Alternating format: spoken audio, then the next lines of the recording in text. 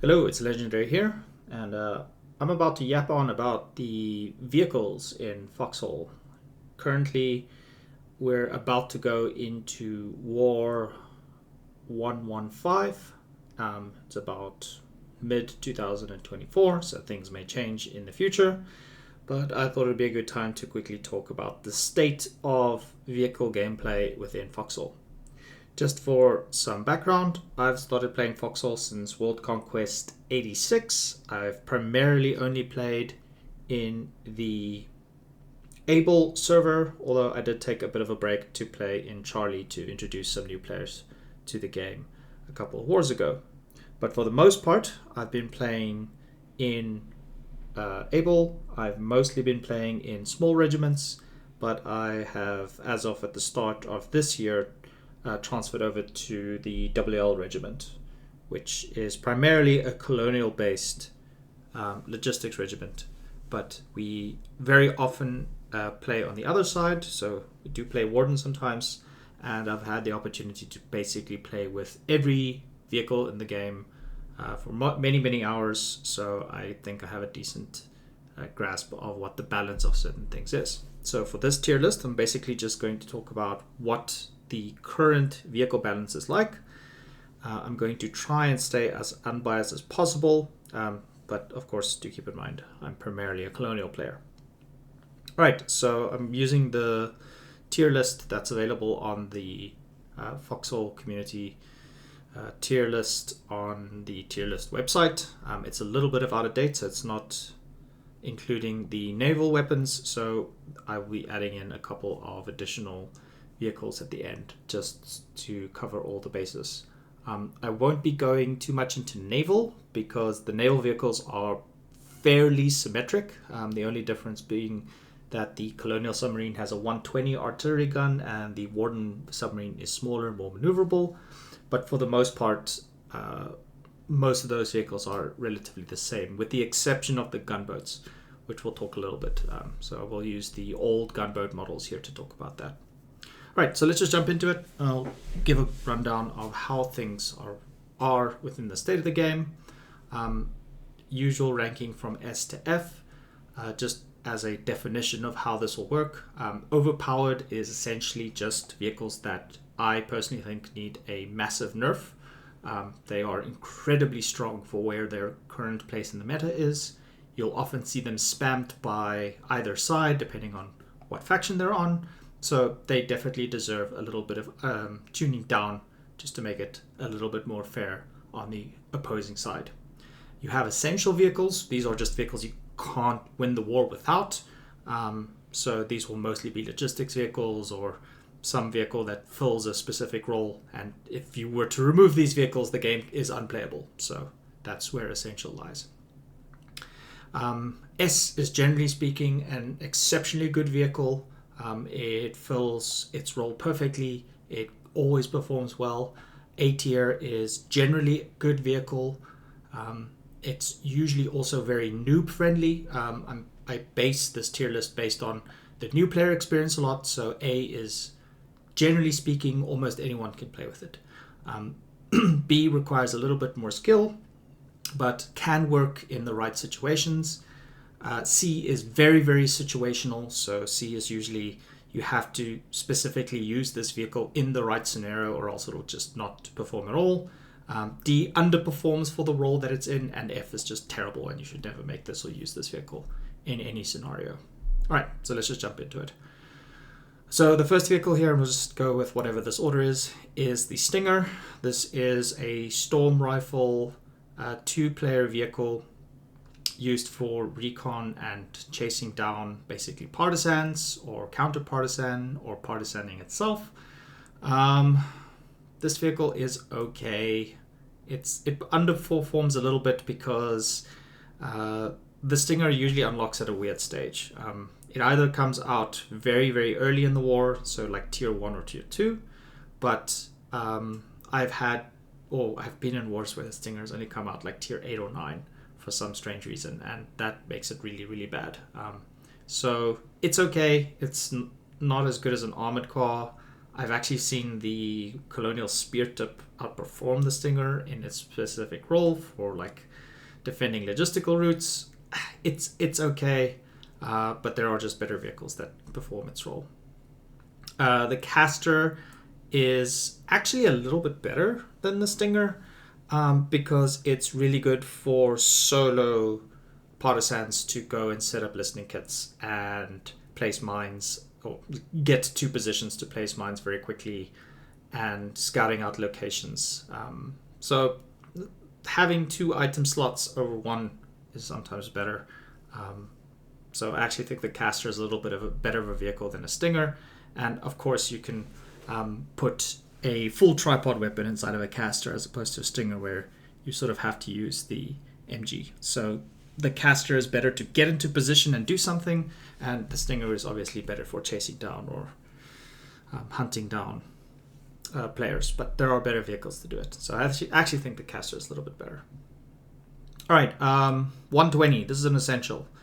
Most artillery is going to go in here, but the Colonial 120 gun is an essential part of the meta. The moment 120 is unlocked, both sides fight with it, because artillery is used to take down bases and to defend against tank rushes. So 120 always relevant throughout the game, so it is an essential weapon, so it's not going to go into tier list. And I'm actually just going to get the Warden 120 as well. So very, very good. Okay, so now we get into the Smelter. So the Smelter is a situationally good push gun. This is a variant of the Battering Ram. It fires a high velocity 40mm round, and it is essentially good at killing base defenses, killing emplaced weapons, and is sometimes useful for sniping vehicles. But the problem with 40mm is it tends to bounce when you fire directly at front-facing armor. So it's not as good as an anti-tank vehicle in most situations, but sometimes you can punish tanks that creep out at night. So it is a good gun. High velocity 40mm is good for shooting defenses and taking over emplaced positions, but as an anti-tank weapon it doesn't do as well as the Warden variants. So it is a good gun, but requires a fairly good knowledge of how to engage armor and to shoot weak points. So unless you know exactly how to do that, the Smelter is a little bit of a difficult vehicle to master. So it's not as good, or it's not always good, and it's not exceptional doing it. So it's kind of meh. It can do its job. 45 meter range is really good, and I generally regard range as the best stat for all vehicles, but for this one,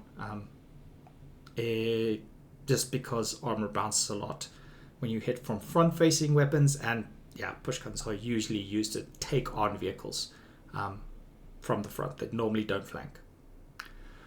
Cool. The next is the Colonial Emplaced 150 artillery. This is essential, same as the Warden one. The moment artillery techs, you use it, and this can crack concrete. Can't fully take over concrete bases by itself, but you can weaken defenses, and you could definitely break anything that's tier 2 or lower. So this is really good weapons. Essential, so they just go into under the essential tab over here. All right, the next one is the Spatha. So this is a variant of the Colonial Falchion. This is personally one of my favorite vehicles to produce as a logistics player. It is very noob friendly. Almost anyone can use a Spatha, but unfortunately this is one of those overpowered tanks. This tank is just incredibly overtuned. If you were able to make this vehicle straight out of a depot, then I would actually like never play Warden ever. It is somewhat balanced in the sense that it still requires a facility to build, but you can produce 5 of these per crate of Falchions. So you can spam Spathas. If you're a logistical player, you can spam Spathas. And we actually won War 112 by just producing over 1,000 Spathas and giving them to public. So this is an incredibly powerful tank. It fires very, very quickly.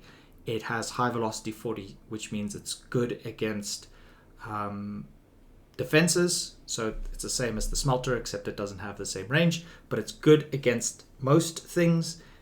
It's very, very, very well armored. It has a lot of health, so you can throw this tank into the middle of a tank brawl. You could put it in a tank line, and it just does its job very, very well. And the fact that it reloads its shell in 3 seconds, that's the fastest reload currently for a 40 mil shot. It's a really good tank, and I think it needs to be nerfed somehow. I don't know how I would change its numbers, but personally, I think the best way that the Spatha could probably be nerfed to make it a little bit more fair is to either increase the cost or somehow make it impossible to build off of an MPF crate or something like that. I'm not sure how to actually balance it, but it is overtuned. It's really strong. It could use some tweaking. And as a diehard colonial, I'm sorry to say, but the Spatha is just amazing. And if you have a logistical regiment that mass produces them, you can make every warden's hair rise on the front line when like 5 or 6 of these guys show up to a fight. So it's a really strong tank, very, very overpowered. If you're new to Foxhole and there's anyone giving these tanks away, definitely try one out. You'll have a good time. All right, the next is the Falchion, and I'm gonna be honest, the Falchion's kind of okay. So the Falchion is essentially the unupgraded version of the Spatha. I actually jokingly call this an uncooked Spatha because for the most part the Falchion gets upgraded into the Spatha in a facility.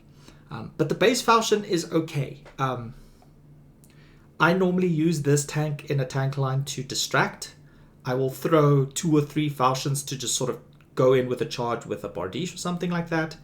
And its job is to tank shots and to soak enemy fire so that then other more valuable anti-armor vehicles can come in behind it and then cause trouble for the rest. So it's a decent tank, and I put it under A because it's actually very noob friendly. You can get most people to jump in the Falchion.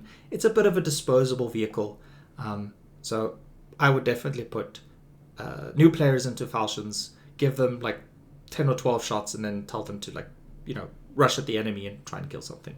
It's an okay tank. It's pretty good. You get 5 of them when you make it out of an MPF. It's a little bit strong. Could use a bit of a tweak. But the fact that you can mass produce these and the fact that they can become Spathas at any point if there's like a frontline pad makes them good. It's just the possibility of becoming a Spatha is excellent, and the vehicle itself is really good for brawling, throwing it in a tank line and causing trouble. All right. The next is the Talos. So the Talos is basically the poor man's battle tank. It fires a 75 mil shot. It requires steel to produce, very, very small amount of steel to produce. And it's very slow. Now, I genuinely think that the Talos belongs in S tier because this thing is hilariously dangerous if there isn't something to interrupt what it's doing. The Talos is balanced in the fact that it only has 35 meter range, but it is ridiculously slow and you need to have something to kite it. So it loses to most of the Warden mass production factory vehicles, and that's for a very good reason. They're meant to get in its way and to stop it from doing whatever it feels like.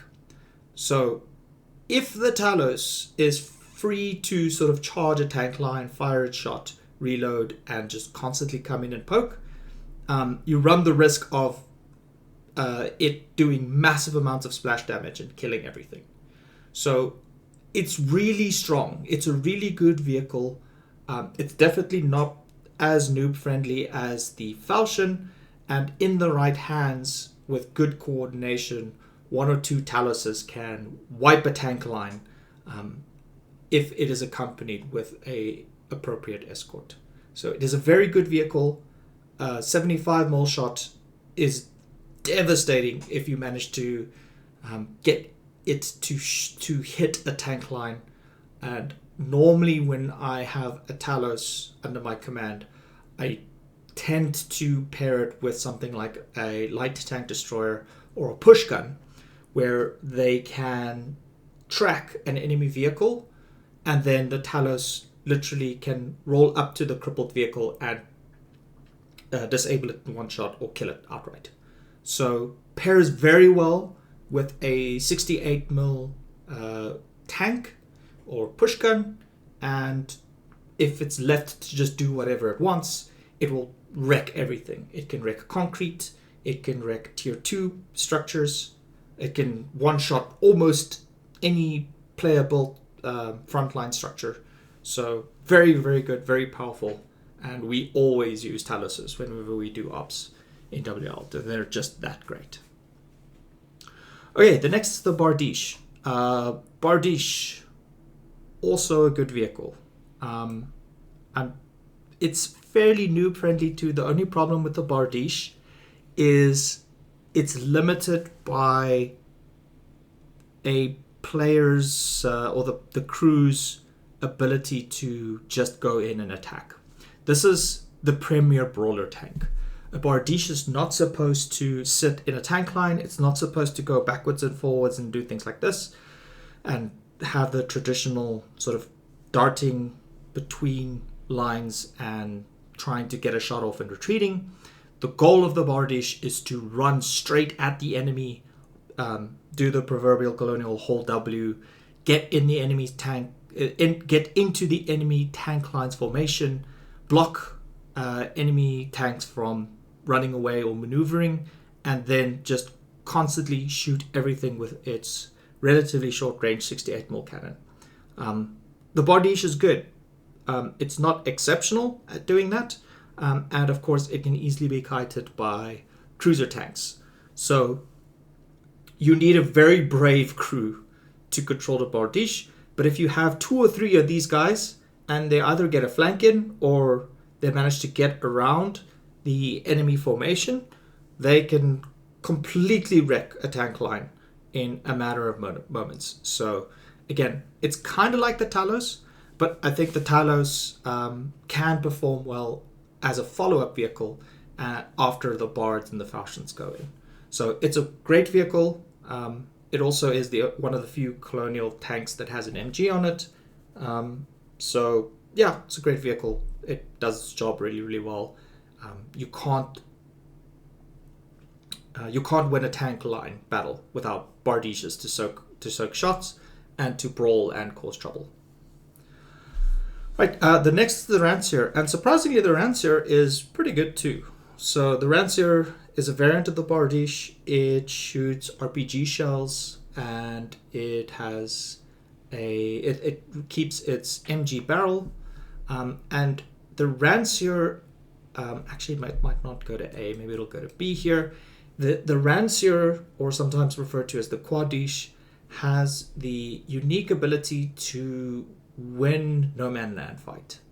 So the Quadiche is very good at moving forward on fixed positions, firing all its shells, and then retreating to reload and then refire. So it sort of wants to play like a artillery based role, but it's still very tanky, and it has an excellent MG to just suppress enemy infantry. So when we use Quadiches or the Ranseur in our tank lines, we normally have 2 or 3 of these guys, and their goal is to basically roll forward, shoot a fixed position or to destroy enemy emplacements, and then retreat before the enemy tank line can collapse on top of them. So they're definitely not good against straightforward tank lines. They're not good for flanking. Their goal is to destroy tier 1, tier 2 positions and to support other tank lines with their RPG shells. Don't get me wrong, I've killed quite a few Warden tanks using Ranseurs before, but if I had to pick a vehicle to fight other vehicles, I would definitely not pick this one. But I would pick this one if we're fighting in territory that was recently taken over, or constantly swaps back and forth between the factions. Ranseur is a good vehicle to do that sort of fighting with. Alright, the next is the Stygian Bolt. So the Bolt, in my opinion, has drastically come down in usability.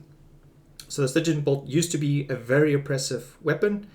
It's a 94.5 shell that can basically demolish enemy vehicles if they're caught out of position.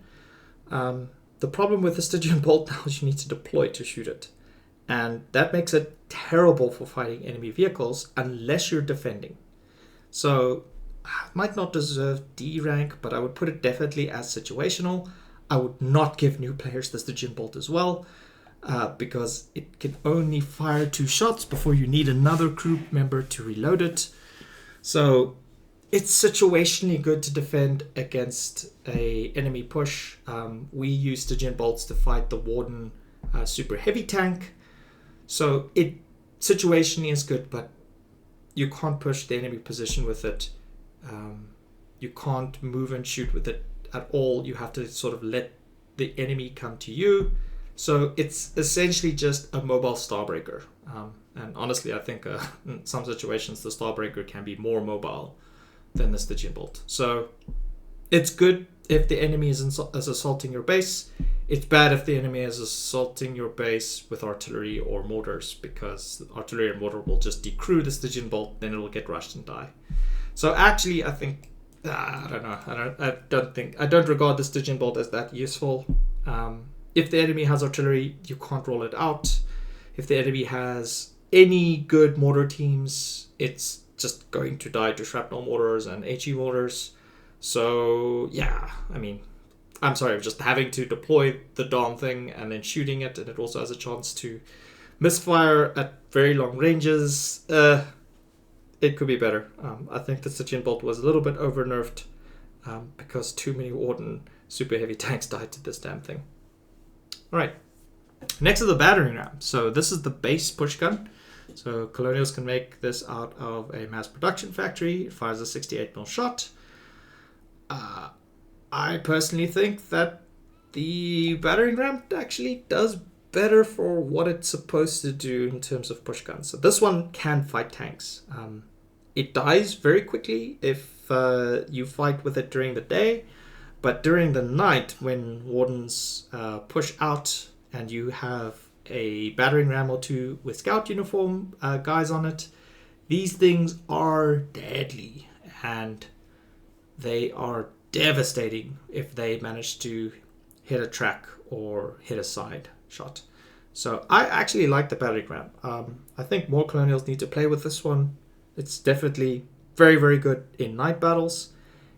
Day battles, it's very, very situational. You'll win against light tanks.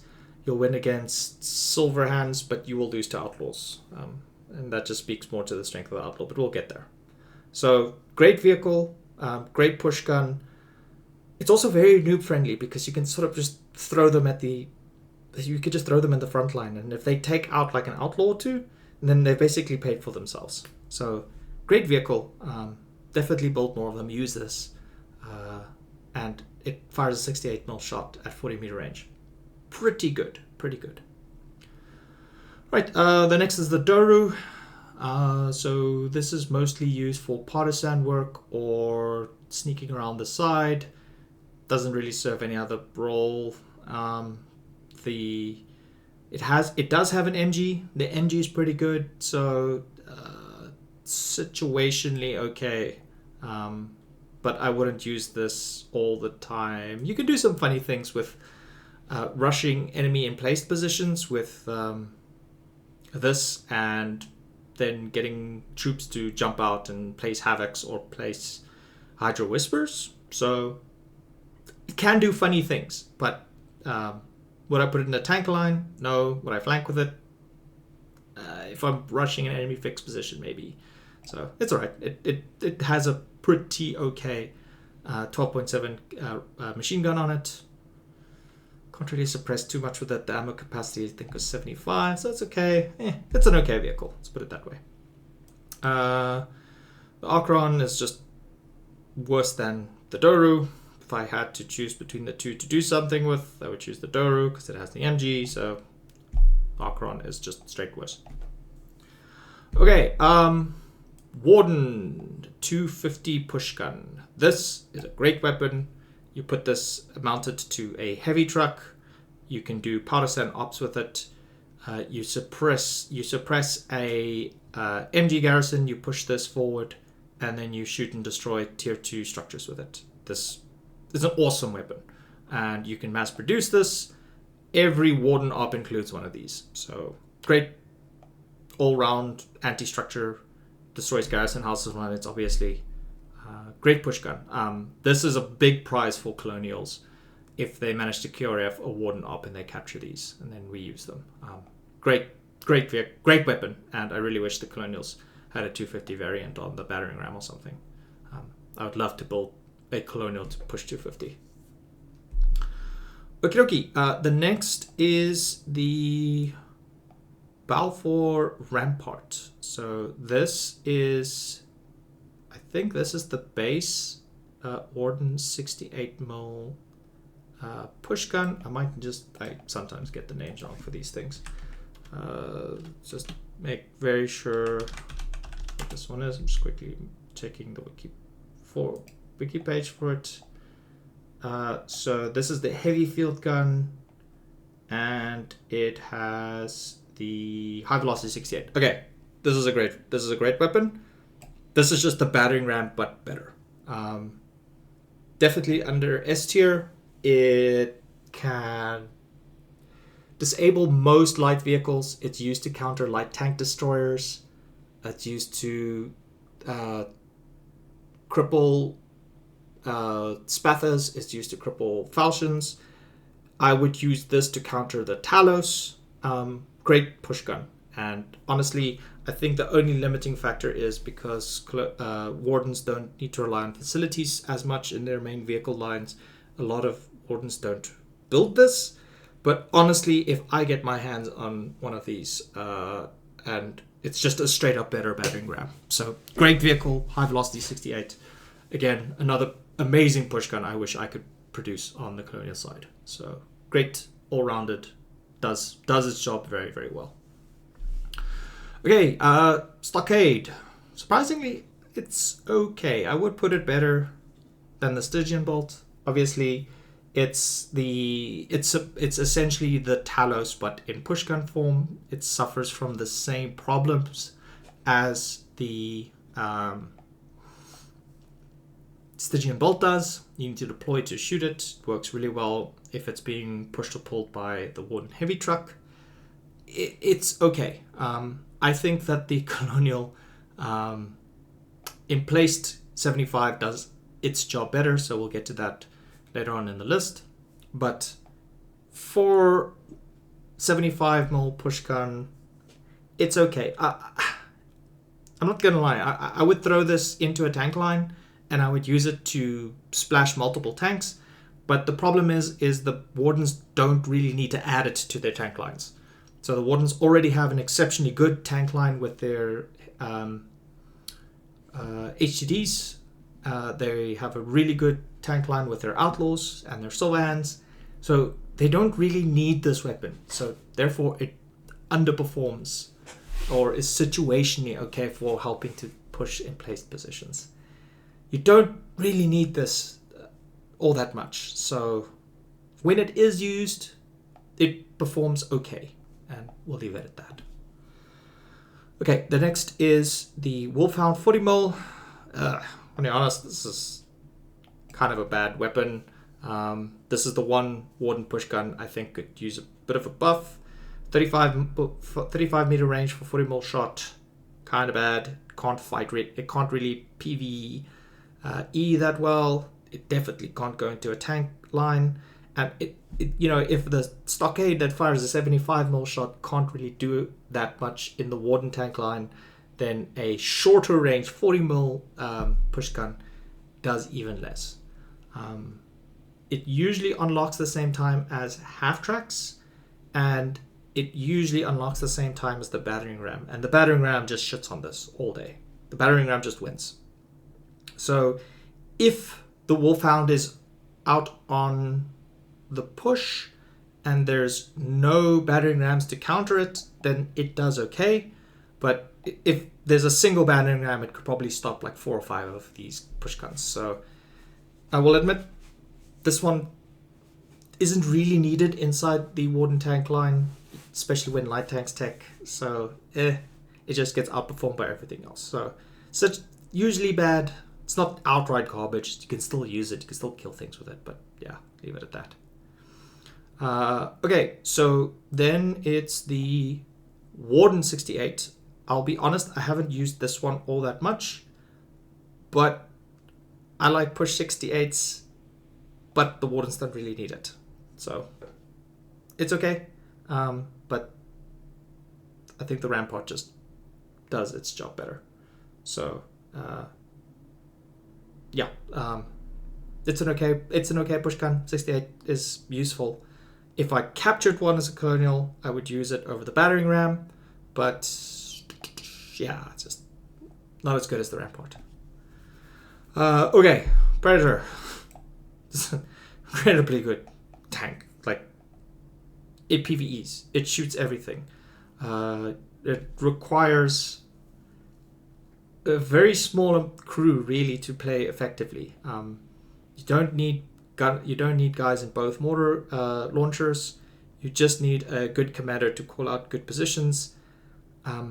You put a Predator inside of a tank line, and bar exceptionally poor artillery, there's no way to really stop it, unless you throw Stygian bolts at it at night. It outtrades Stygian bolts. So I don't know. It's a really good weapon. I think it could use a bit of a nerf. Is it overpowered? I think personally it's overpowered because it basically two-shots most vehicles. It's very pricey though. In War 115 it requires rare materials to build. So actually I won't put it as quite overpowered because it's still exceptionally good. Wardens can spam these and then just win tank fights, and colonials have to switch to infantry or artillery to stop the Warden push. Definitely a great vehicle. I've tanked in this a couple times. I've only ever lost one Predator, and that was to a full vehicle surround to kill it. So I've killed these as well. They are relatively easy to rush. If the support vehicles or infantry around it don't know how to help it, it can die. But if left to its own machinations, it can shoot and then hold S and you'll never get it. It's basically just the biggest anti-tank vehicle in the game. And its Tremolo launchers can assist a Chieftain Rush or something like that. So great vehicle. Definitely wouldn't put new players in it though, but great for killing tanks, and that's what it's supposed to do. Okay, the Colonial 12.7 MG. Not that great, not that useful. Lamentums are better for what they do. Easier to deploy, easier to use. You're supposed to put these into octagons, but when you put them in an octagon, they have severely reduced firing angles, and if there's anything that remotely looks like a hill, it can't hit it. It can't hit above it. So, I wouldn't build too many of these. They're great. Again, they're great for putting into positions and to temporarily hold infantry rushes. But I think the Lamentum, so the tripod weapon, just does its job better. So bad. Don't like it. Polybolos. So this shoots arc ammo. You could do really funny things with this by putting it inside hex octagons and then shooting over the octagon and hitting tanks behind it. You could put sandbags in front of it. You can put it on top of hills to shoot down. Yeah, it's okay. It's good.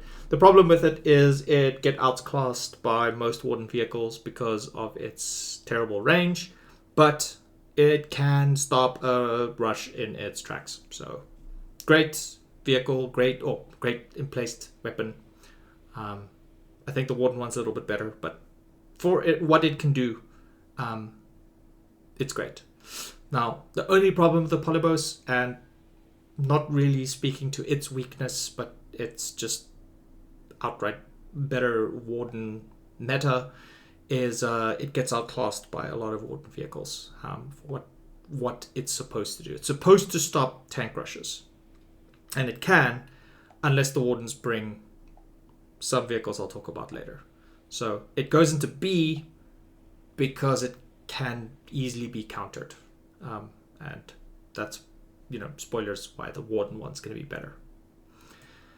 Okay, the next is the Raptura. Now, the Raptura is really funny. So this is a 75mm emplaced gun.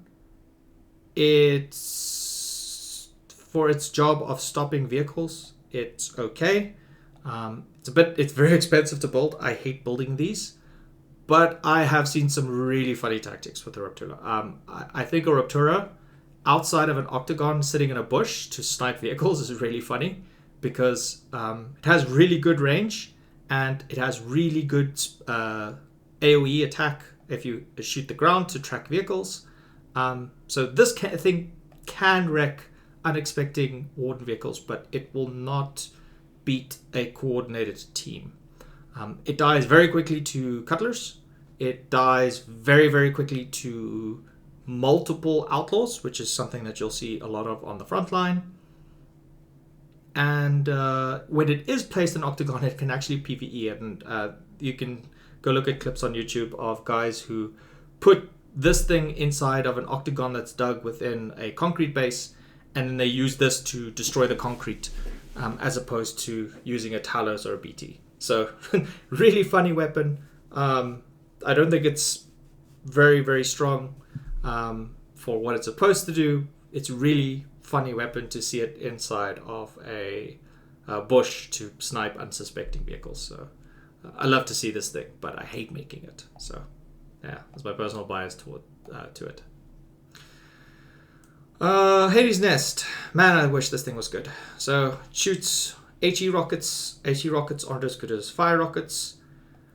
I really want to use this thing a little bit better. We've used it before to bombard islands, to shoot over water, to hit opposing or adjacent islands. The problem is HE rockets suck, and it's just a platform to shoot HE rockets. It doesn't shoot a lot of HE rockets. It would kind of be funny if it shot high velocity HE rockets to make it actually useful, because it only shoots a couple. The way that rockets are balanced is you're supposed to shoot a lot of them, and that's how the Retarius works, which is the Kradeshka style rocket truck. You're supposed to shoot a metric ton of rockets to actually be impactful. So the way that the Hades Nest works is you're supposed to have multiple Hades Nests with multiple crews manning them.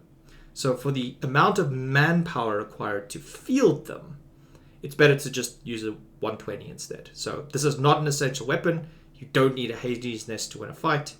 If you're pushing an enemy position that requires fire damage, you use fire rockets. So this thing can't shoot fire rockets. If they add the ability to shoot fire rockets, man, would it be a much better useful weapon. But as is, it just shoots a handful of HE rockets, doesn't do anything on its own, can be dangerous if there's like 6 or 7 of them, but you'll need 6 or 7 people to shoot them, and then you'll need another like 6 or 7 people to load them. So that's 14 players. I would rather shoot 4 120 guns with 4 loaders and everyone else bringing more 120 in from the back. Yeah, HE rockets just aren't that worth it. So I'm going to try and do more funny things with this thing, but as it is right now, bit of a meh weapon. Okay, Devitt Caine.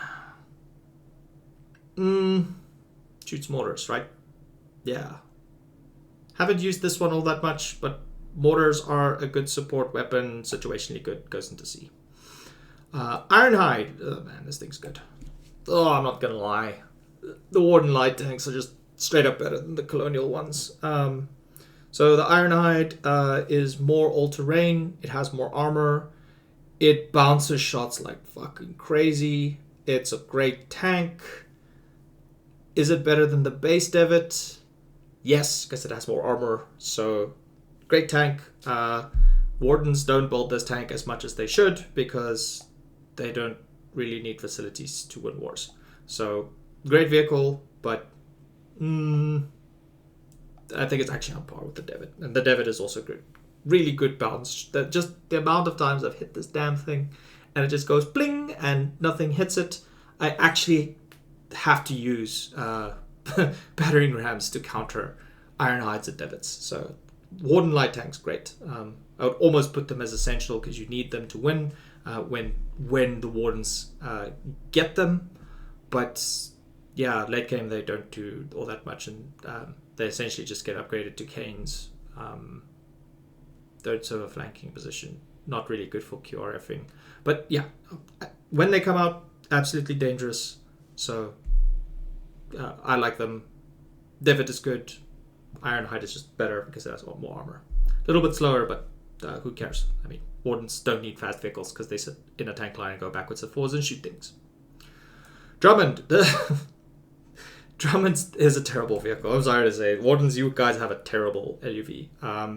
It can't keep pace with trains. So when we use LUVs, we pair them with trains to escort them. The Drummond is really slow off-road. Yeah, it's just a terrible vehicle. You use it to scout and for radar detection, but that's about it. Yeah, I don't like the Drummond. And however, the Ducky, so this is the amphibious one, it used to be really good. It used to be A tier, but the reason why it was A tier is because you could use it to sneak into facilities and snipe stuff, either using havoc charges or flamethrowers. However, with the latest patch in Foxhole, they're adding in facility husks, which allows small partisan teams to be not as effective. So for its role as a partisan vehicle, this is going to go down, and I'm not sure if it's going to be terrible or if it's just going to be bad. I'm going to put it into bad because it can still carry havoc charges. You can still snipe like a large pad or a dry dock with it, just because you can access it through motorways. But it's not. I will say that the introduction of facility husks is a slap to the Warden's partisan stuff. And I know that there are some guys in V like 11D who love using the Drummond to sneak into positions, or to use light tanks to sneak into positions. So I feel sorry for the solo facility sniping guys. You guys are gonna have a rough time, and because of that, the Ducky is just a little bit nerfed. Spitfire. Spitfire's okay. It's not bad. It can shoot things. Storm rifle suffers from the same problem as the Stinger, honestly, but it does better than the Stinger because it's slightly more armored on both sides. I don't think I've ever decrewed a Spitfire from side shots. I've decrewed Spitfires from shooting at it from behind, but most of the time, by the time a Spitfire shows up, you can usually just hit it with a battering ram or an MG or something, and then it just dies.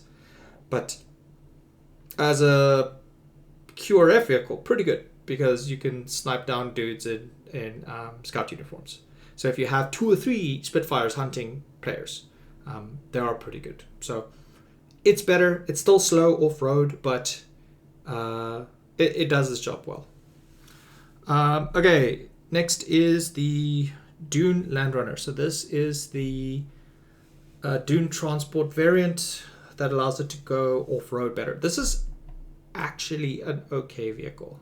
I would actually make this because it also pulls pushguns relatively well. And when we did play Warden and I wanted to do pushgun gaming using a Rampart or the high velocity 68, I would use a Landrunner to pull it, to bring it to the front.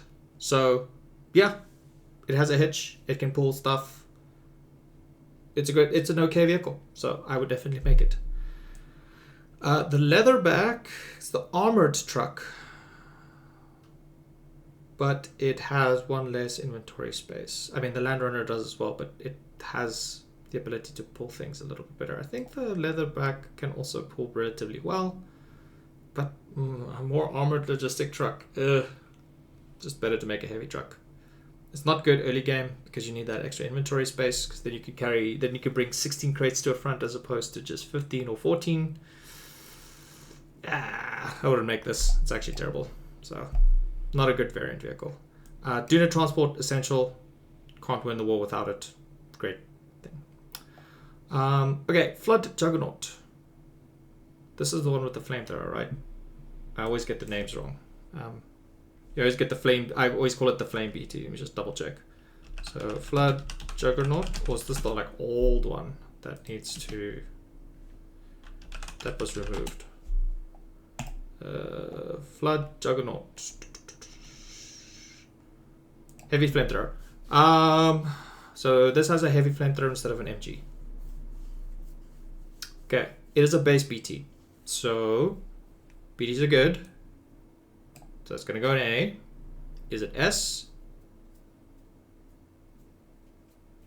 I don't think it's S, because it's a little bit more expensive.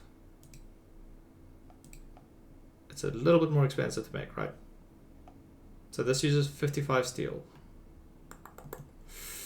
compared to the what can it make? Heavy tank assembly. 50 steel to make the M-Quad. Actually, it's not bad. It's only 5 steel more to make this, and then you get the heavy flamethrower, which can help break safe houses. This is actually a good vehicle. And the Flood Mark 1 is also a great vehicle.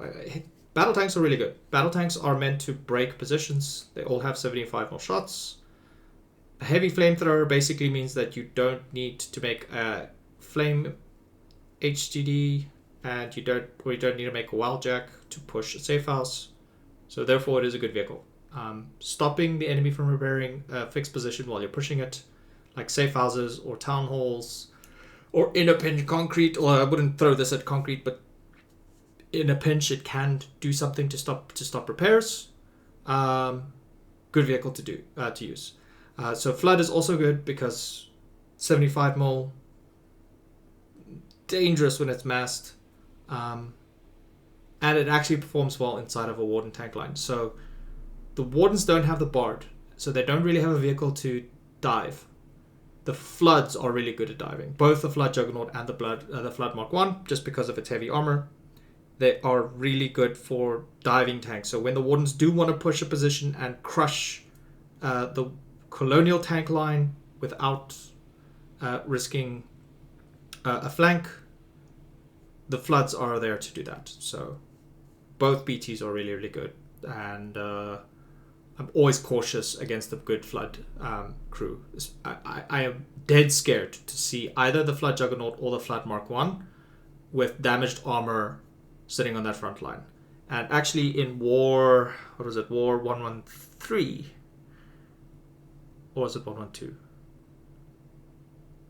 It was 113. So in War 113, there was a single Flood Mark 1 that was defending the last victory point that we were trying to take. And it was there literally for 6 hours, and we could not take that victory point because of that Flood 1 defending the bridges.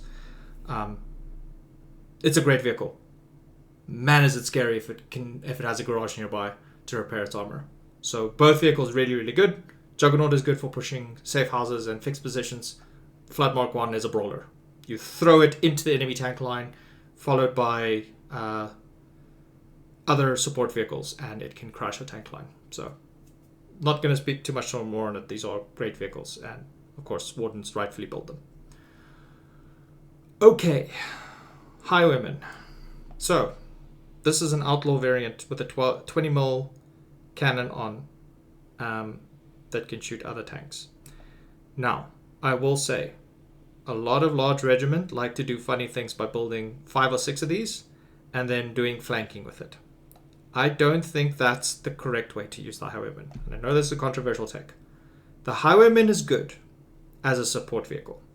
This should be seen as the Colonial Scorpion equivalent.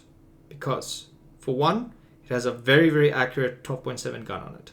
So it can be really good for suppressing pillboxes, shooting infantry, and overall just helping the tank line.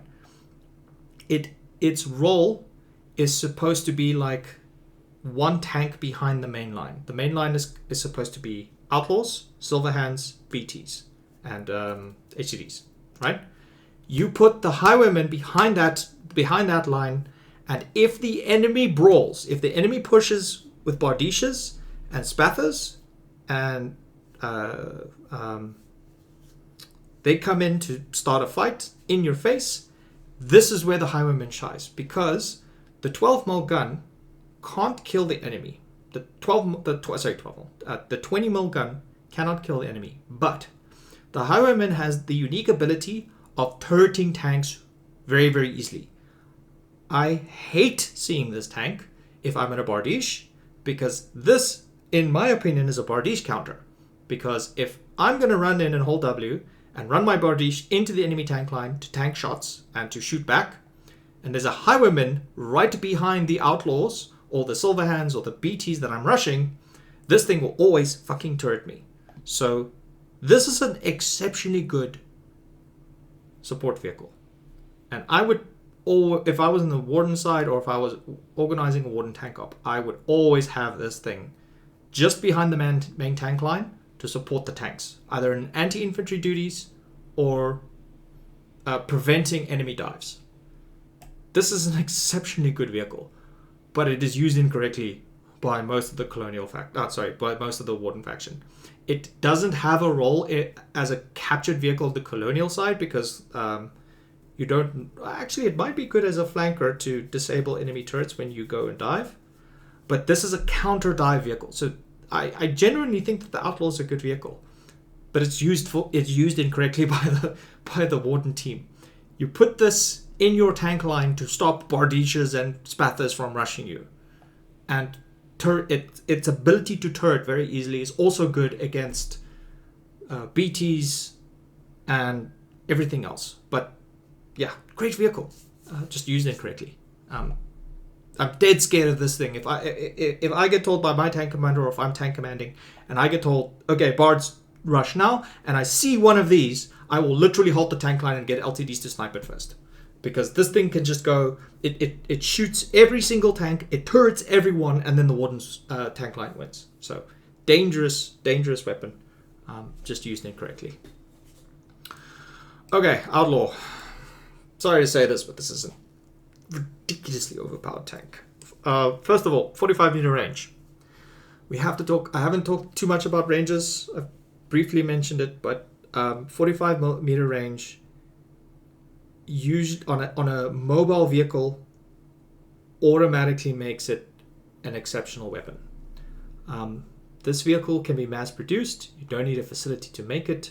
It is an exceptionally strong tank, and it's very easy to use. It's very noob friendly. The only mistake that Wardens make with the Outlaw is they think it is equivalent to the Spatha or the Falchion, and it is not. The Outlaw is not supposed to brawl with the Spatha, the Falchion, or the Bardiche.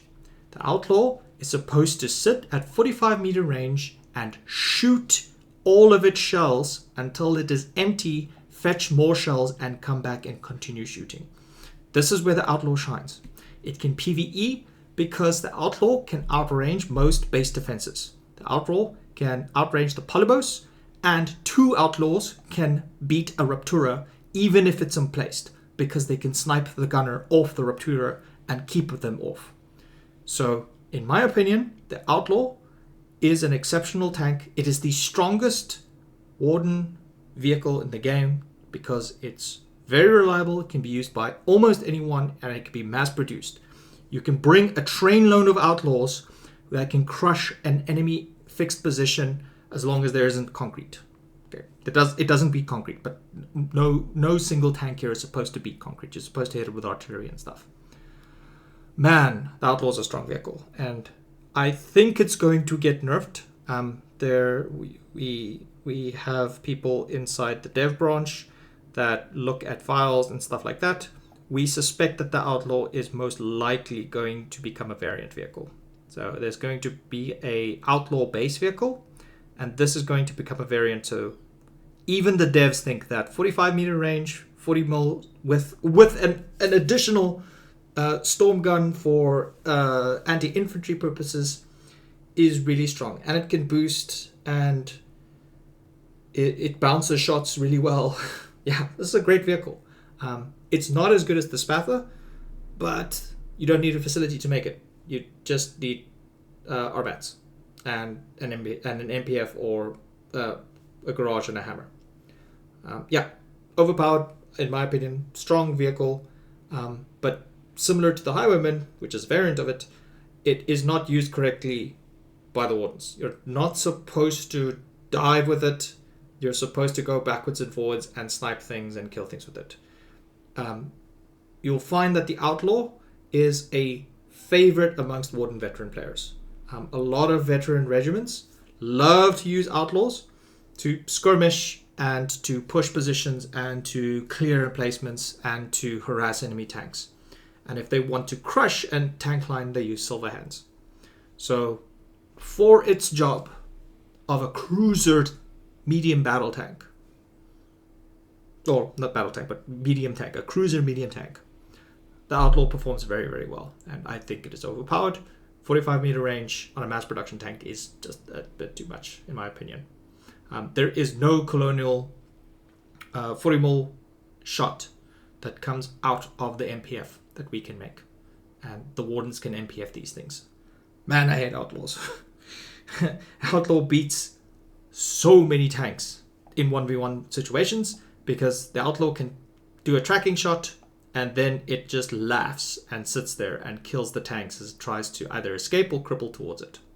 The only time the Outlaw loses is if the tank crew is not paying attention or it doesn't have a tank commander, which is just a skill issue on the tank crew who uses it.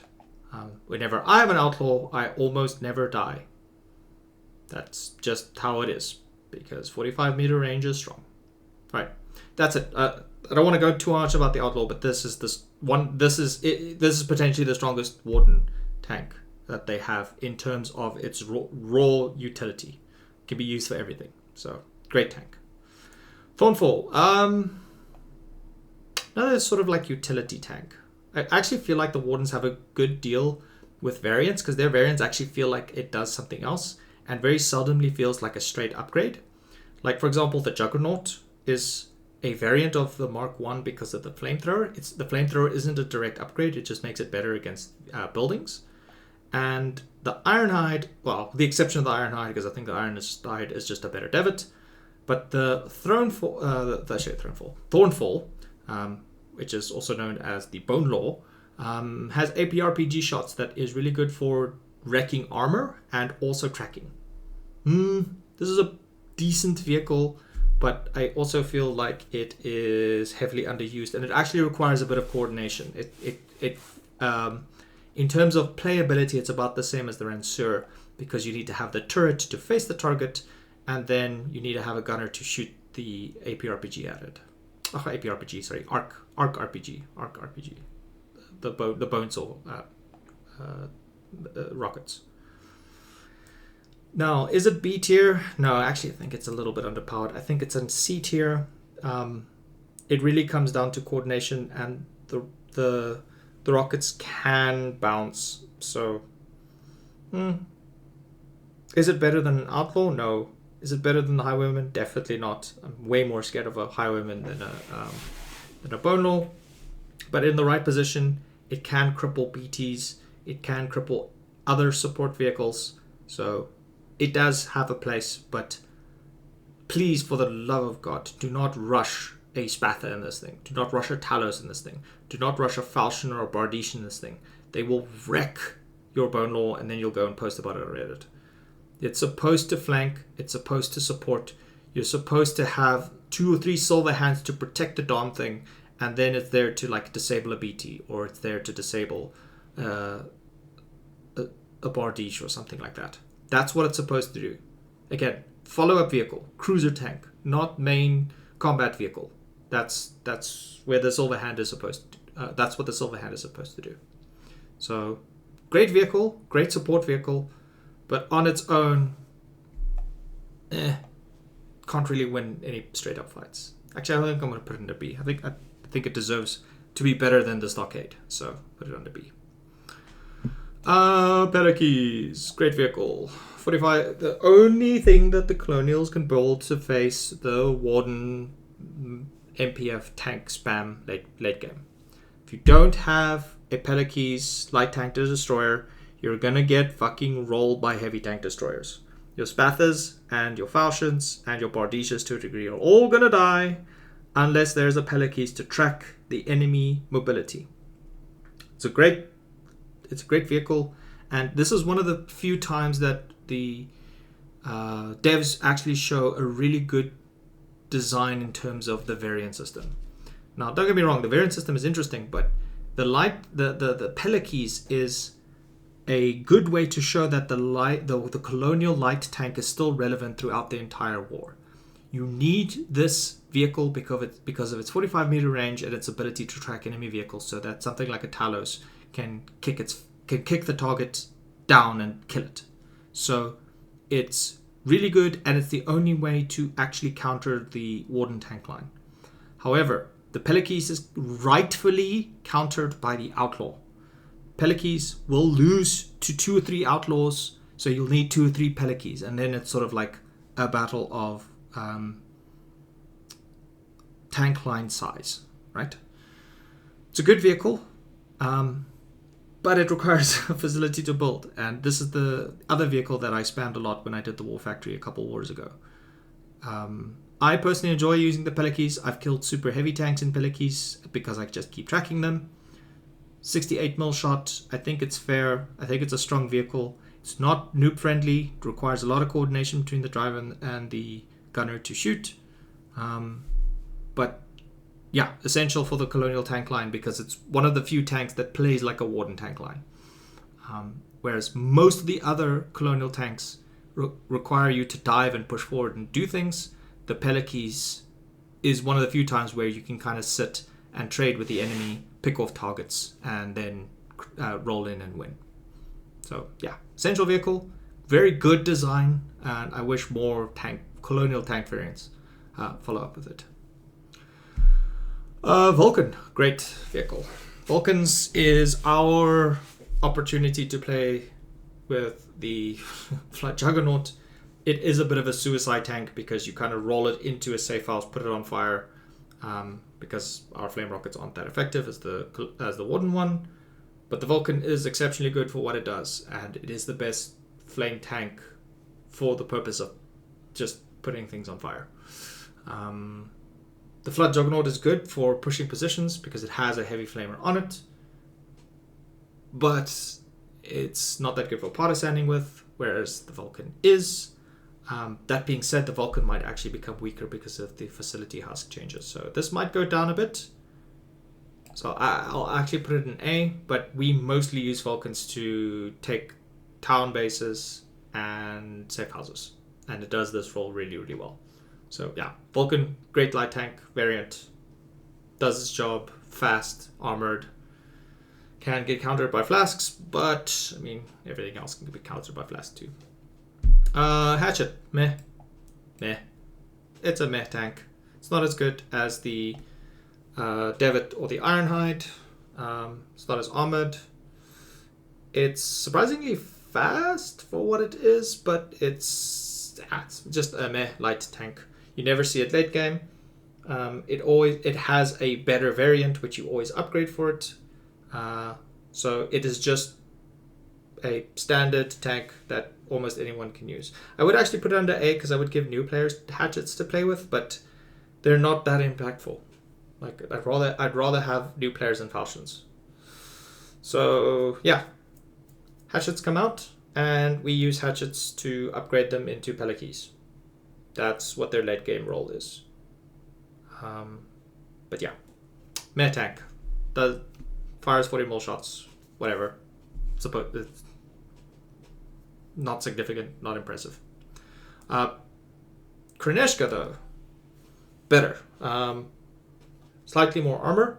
It has the ability to boost, which makes it a good flanker and QRF vehicle. Late game, it has no real role other than being annoying. Can be used to snipe watchtowers, but it doesn't have radio coverage itself. The sandbags on it does actually give it a little bit more armor. So it is just a better hatchet. And it basically serves the same role as the Ironhide, but the Ironhide and the base Devitt, which is the Warden light tank equivalents, have just a higher chance to bounce shots. So they're just better. So yeah, it is a better hatchet. I would rather have a Kroneshka over a base hatchet. The boost is kind of funny. There are some great Reddit clips and Twitch highlights of people driving circles around outlaws, and then the outlaws can't turn the dirt fast enough to kill the Kroneshka, but then the Kroneshka bounces like 6 or 7 of its shots before it actually kills anything. Yeah. I would rather have Kroneshkas when they unlocked over hatchets. So you can normally variant hatchets the moment they are tanked. Yeah, just better tank.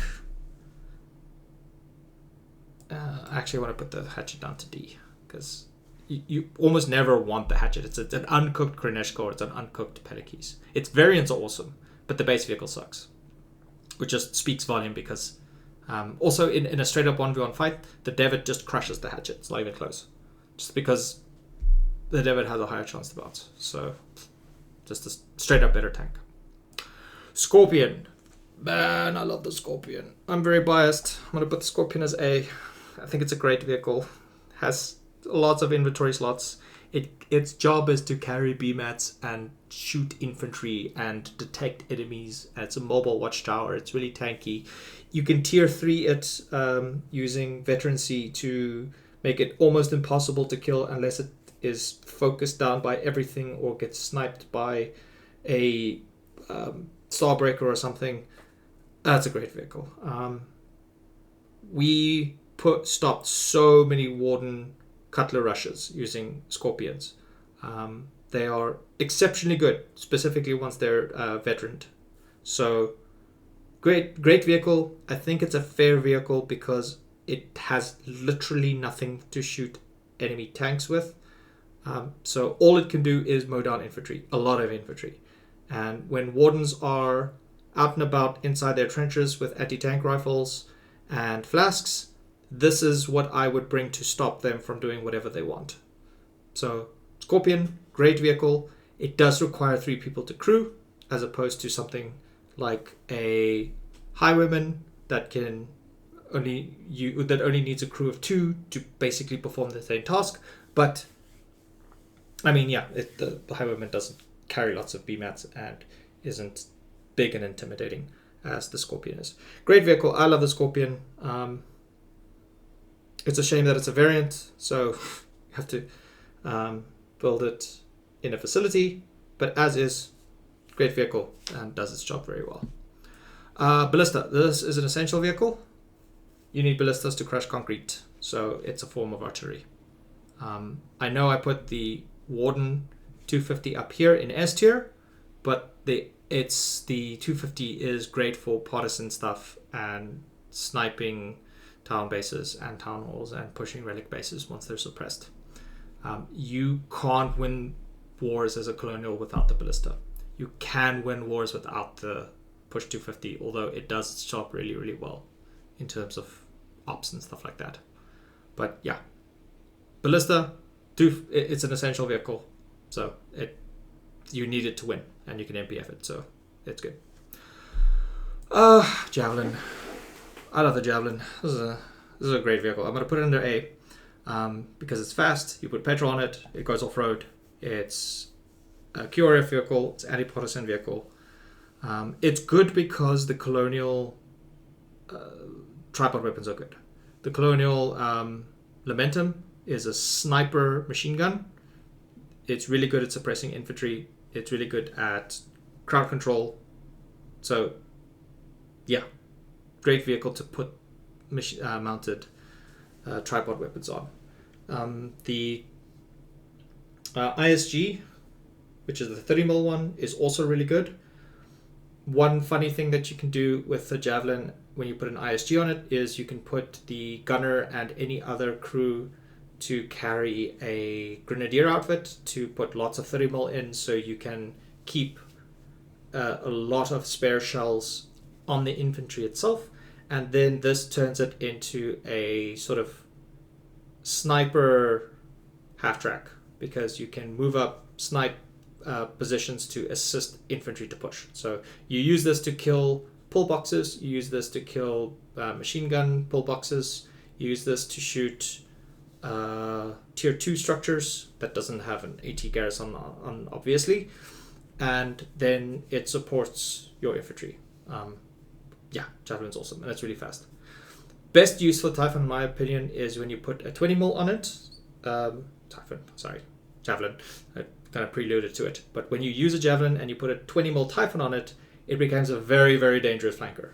It almost serves the same role that the Highwayman does, but the Highwayman has a higher chance to turret, whereas the Javelin can't do that. I personally love the 20mm Javelin. It's one of my favorite, most fun vehicles to use, but it isn't S tier strong. But it does its job really well. Hoplite, almost A tier. This is also a great vehicle. It has more armor. It has more inventory space. I would put new players inside hoplites with Lamentums on to support tank lines. It does its job okay. It can also pull other vehicles and support vehicles as well. We have a dude in WL who loves the hoplite, and he does excellent jobs by pulling support vehicles into combat with it. Like he'll bring like rooster wagons filled with shells or rooster wagons with fuel to keep tanks alive. It's almost like a better Scorpion in some sense, because it can bring more things, but because it has the ability to pull trailers, etc.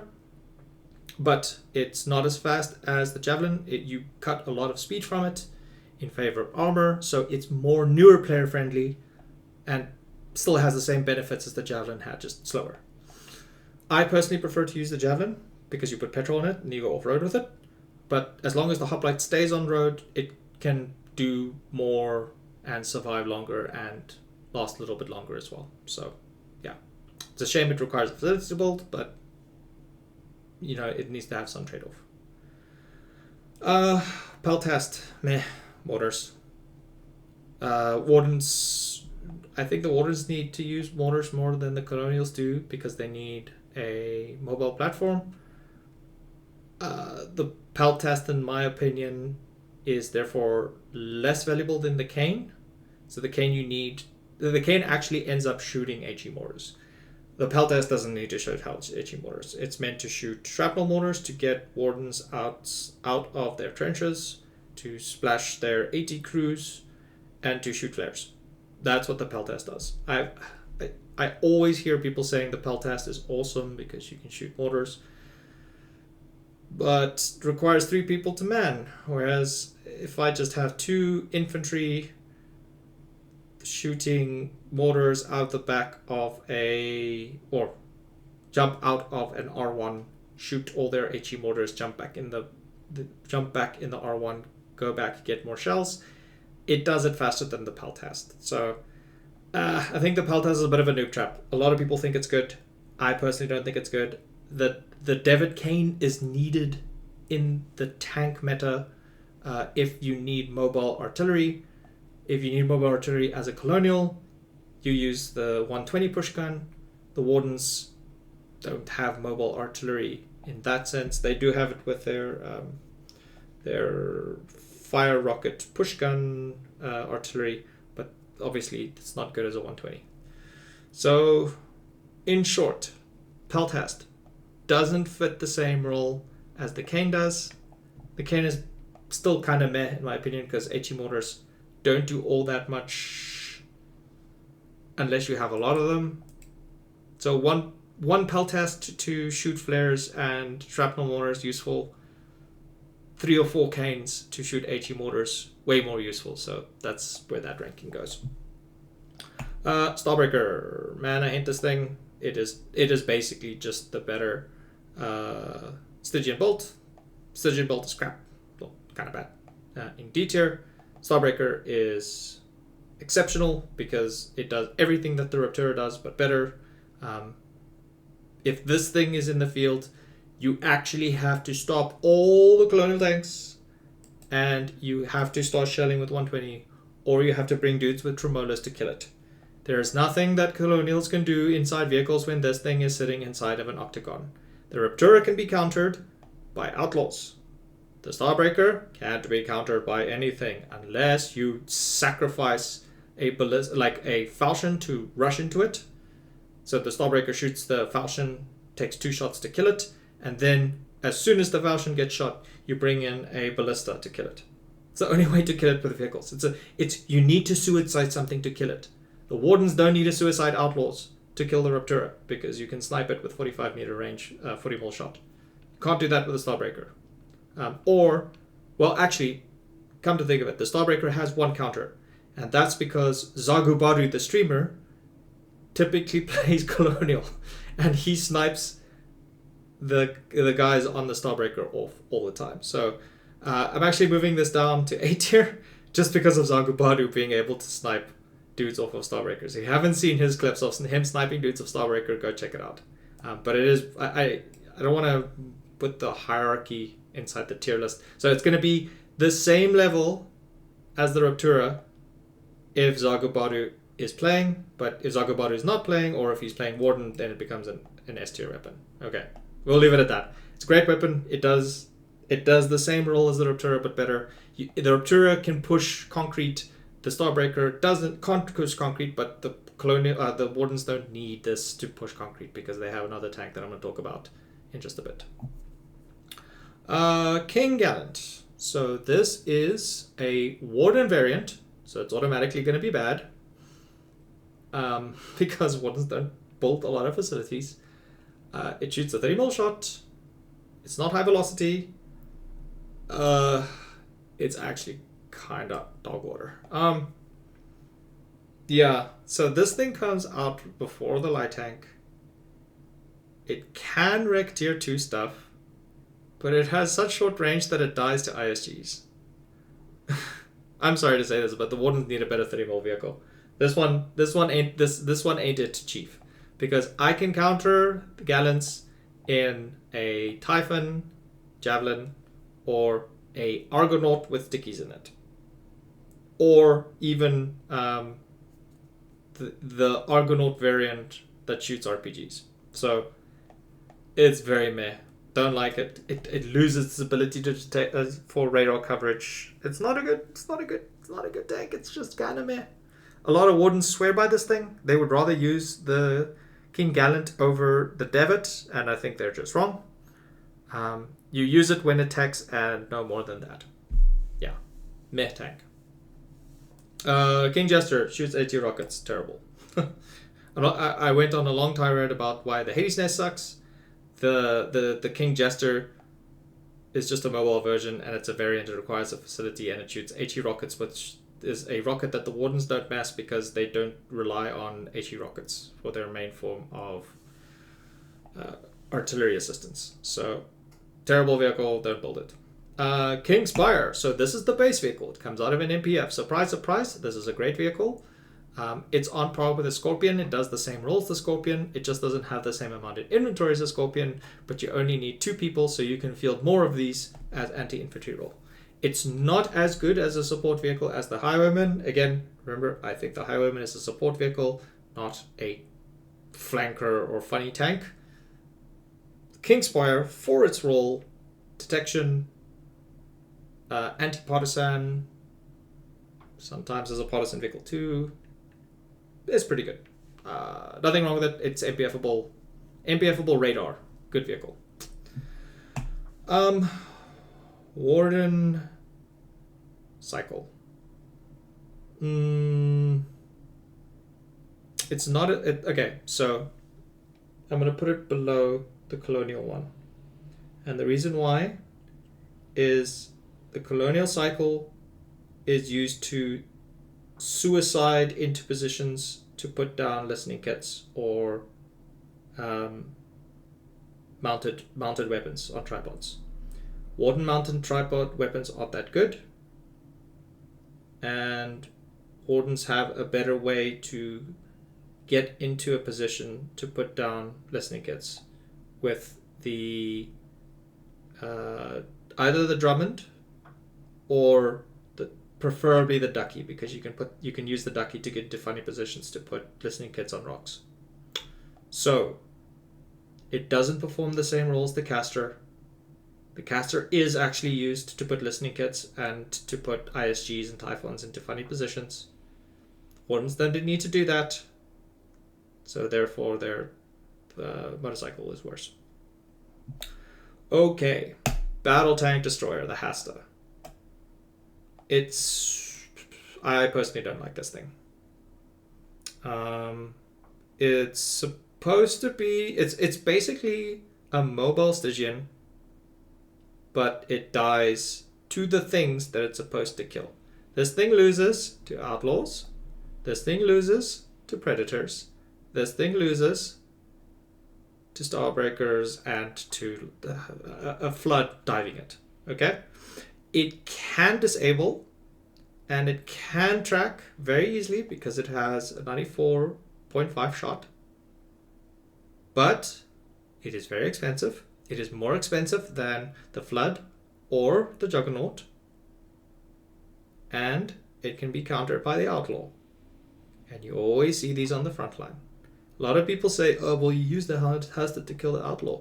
If the Outlaw knows what it's doing, it'll stay at range, it'll shoot its tracks, and then 3 or 4 of these guys will non-stop attack until this is dead, or they track it, and then a super heavy or a Flood comes in to finish it off.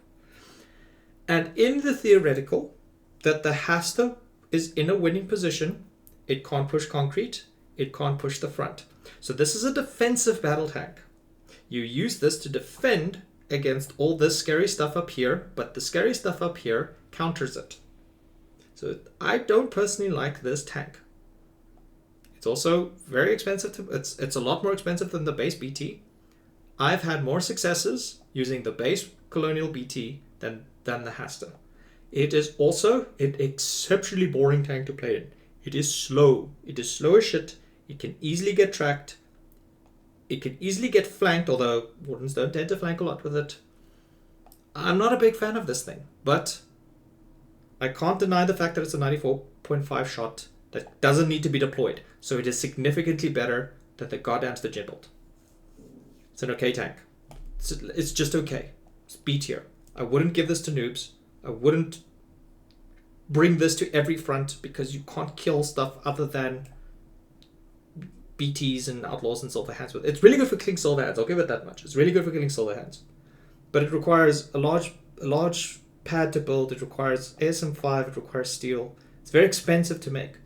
So I would bring one to a front, and that's it.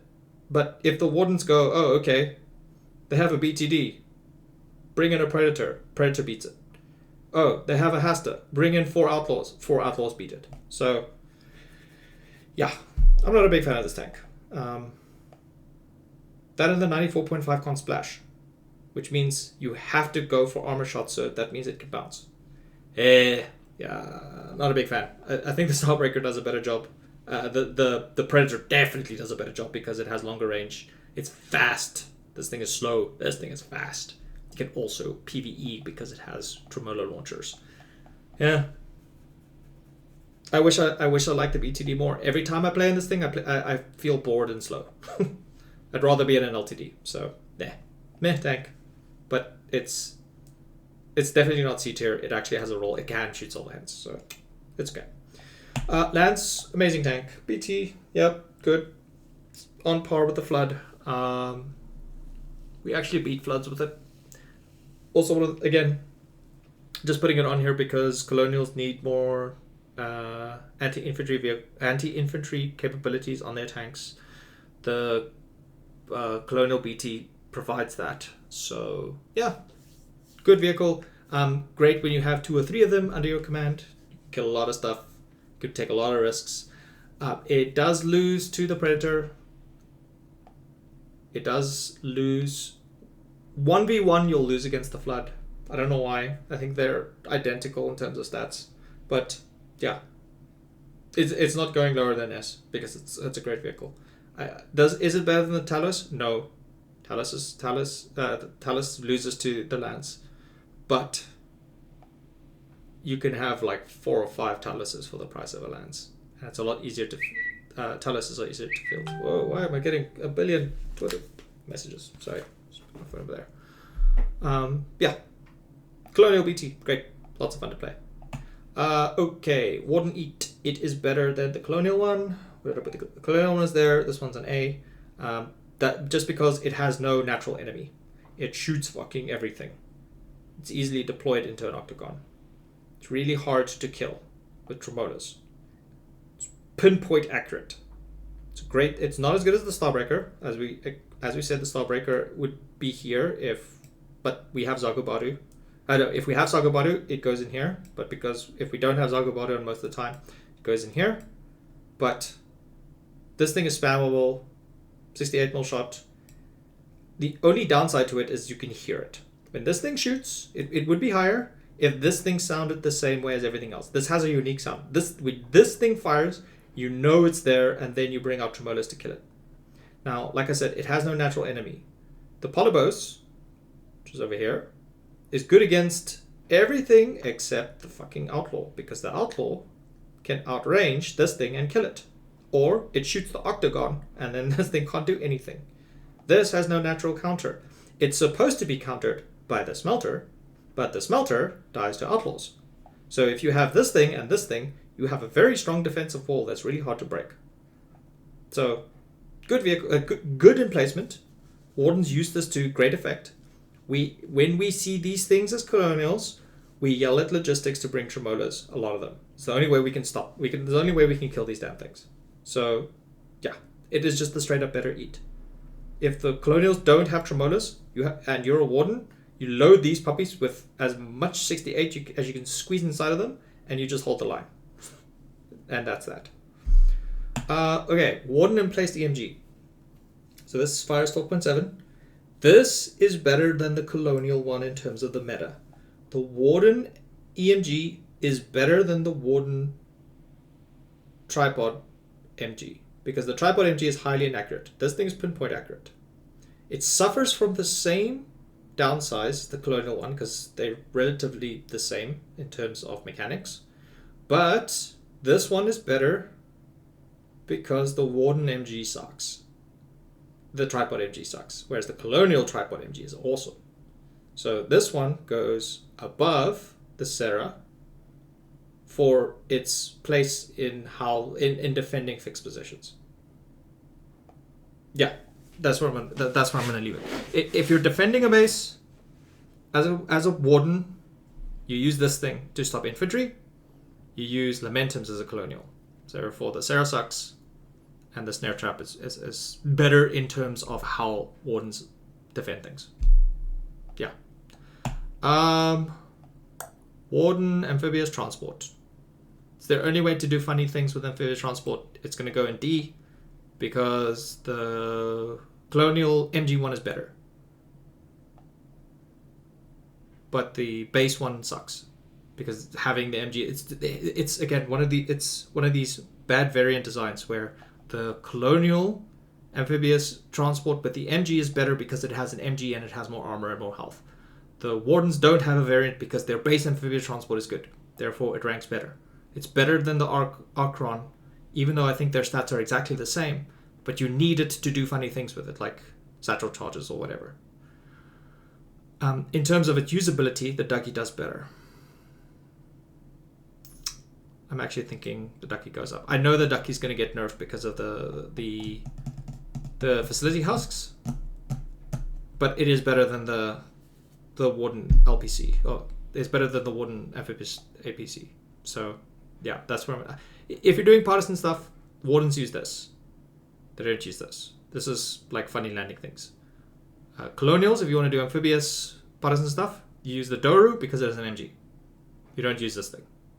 So, yeah, that's where it plays. Okay, Skycaller, overpowered. Okay, it's overpowered. because it is so easy to use. Don't get me wrong. If I'm playing Warden, I would be slamming the shit out of Skycrawlers. I would put Skycrawlers in every storage depot. They are exceptionally good because they burn stuff. They PvE. They're the uncontested PvE kings. They can't kill concrete because nothing is supposed to kill concrete on itself. But it kills tier 2. It kills town bases. It kills safe houses. It pushes positions because of fire rockets. Fire rockets are awesome. Now the reason why the Skycrawler is so exceptionally goddamn good is because you can solo it. You can solo a Skycrawler into position, fire all its rockets, retreat, reload it by yourself, and then go back and attack again.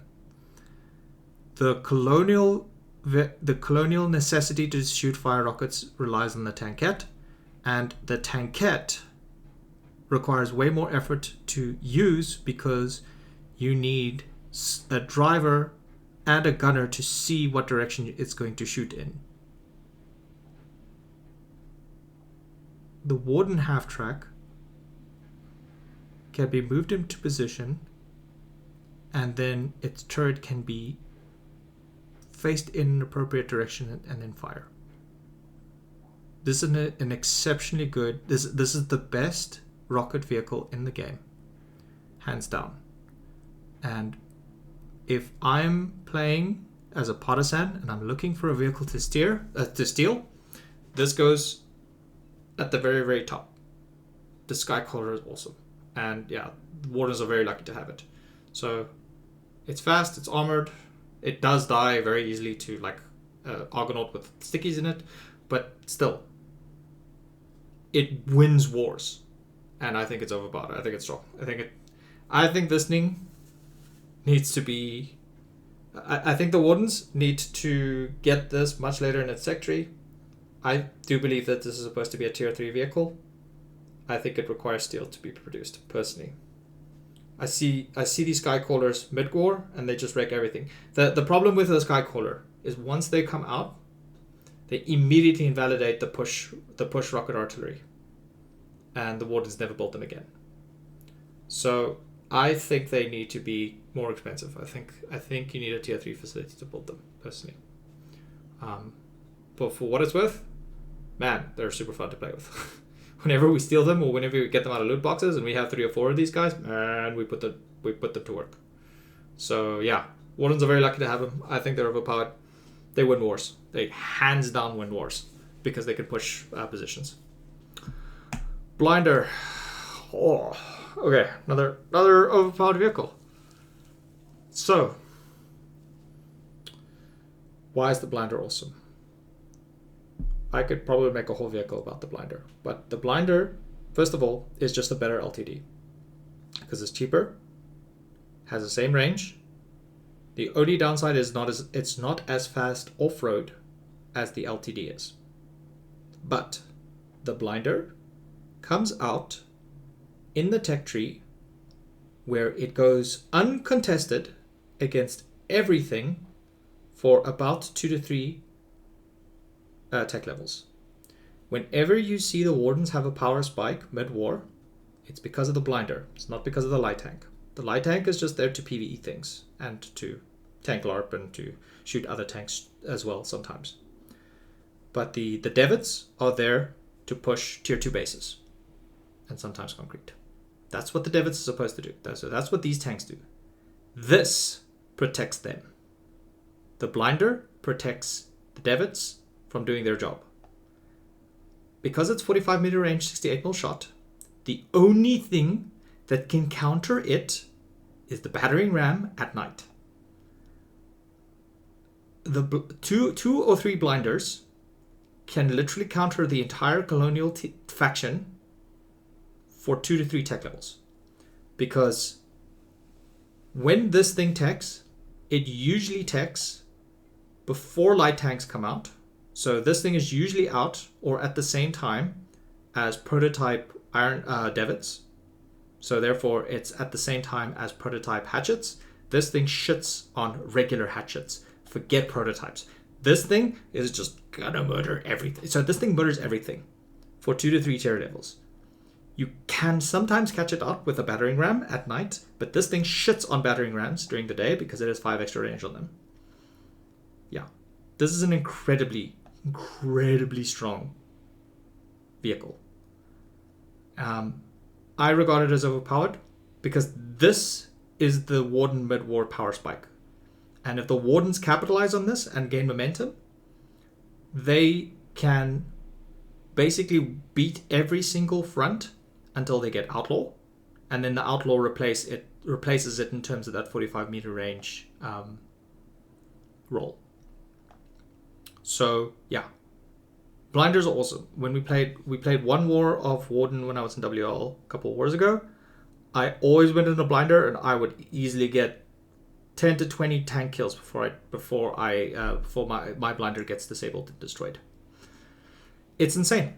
It's a great vehicle. I think it's too strong. How would I nerf it? Reduce its range by 5, honestly, or make it required to be deployed or something silly like that, because it's just too strong. Just to give you an idea. So again, this comes out about the same time or slightly before light tanks. So let's say it comes out before light tanks. So let's say it comes out at the same time light tanks. Let's be fair. This thing comes out at the same time as light tanks. This thing comes out the same time as Devitt's. The Devitts and Ironhides plus blinders pushes fronts. What does the Colonials have to counter the blinder? They usually have the Battering Ram, but the Battering Ram has less range, so the blinder wins. You can use ISGs, but the blinder outranges the ISGs by 10 meters, so the blinder wins. You can hatchet rush it, or you can Kreneshka rush it, but if the blinder gets a tracking shot, the Kreneshka and the hatchets die. If there's 3 or 4 blinders, they can all concentrate fire to snipe hatchets one by one. And hatchets never come out at the same time as LTDs unless it's a really, really, really weird tech tree. If it's a really weird tech tree, then the blinder is also in a weird spot as well. So, hatchets and Kreneshkas do not beat the blinder. The LTD does. Sometimes. I've beaten LTDs in blinders before because you can position yourself in such a way that the LTD doesn't regard the blinder as a risk compared to Devitt's. So, in my opinion, it's incredibly overpowered because of when it comes out in the tech tree, and again, it snowballs the Warden tank lines. After you have the blinder, the Warden tank line just gets better and better and better. The blinder gets outplaced by the Outlaw gets outplaced by the HCD, and the HCD gets outplaced by the Predator. So this is the start of the Warden late game tank line supremacy, is the blinder. So I don't know how to make this a little bit more fair. It's currently facility locked, which I think is fair. It's a good vehicle for the fact that you need a facility to make it. But it is such a strong vehicle, and it's the Wardens sleep on it. You need build more of these Wardens. Seriously, like this is how you win the mid game. So, yeah, great vehicle, and I'll leave it at that. Warden Nishka Mark 1 half track, meh. It's not as good as the Colonial one because the Colonial tripod weapons are good. The Warden ones kind of are meh. D tier. It's there to produce those. Warden Flame Heavy Tank Destroyer. Or just the Warden Heavy Flamer. C tier. It's not as good as it's not as good at or because of the speed that the Vulcan has over it. The Flood Juggernaut does its role better. It requires it requires an HDD to build. Really meh. These things can get kind of scary if they get behind a tank inside a facility, but husks are going to change the meta. I actually think this is not that good. The Wardens do better with the Skycaller to make fire. You don't need this thing. Don't build it. HDD. Ugh. And it's not overpowered, but it is a really good. It's a really good S tier vehicle.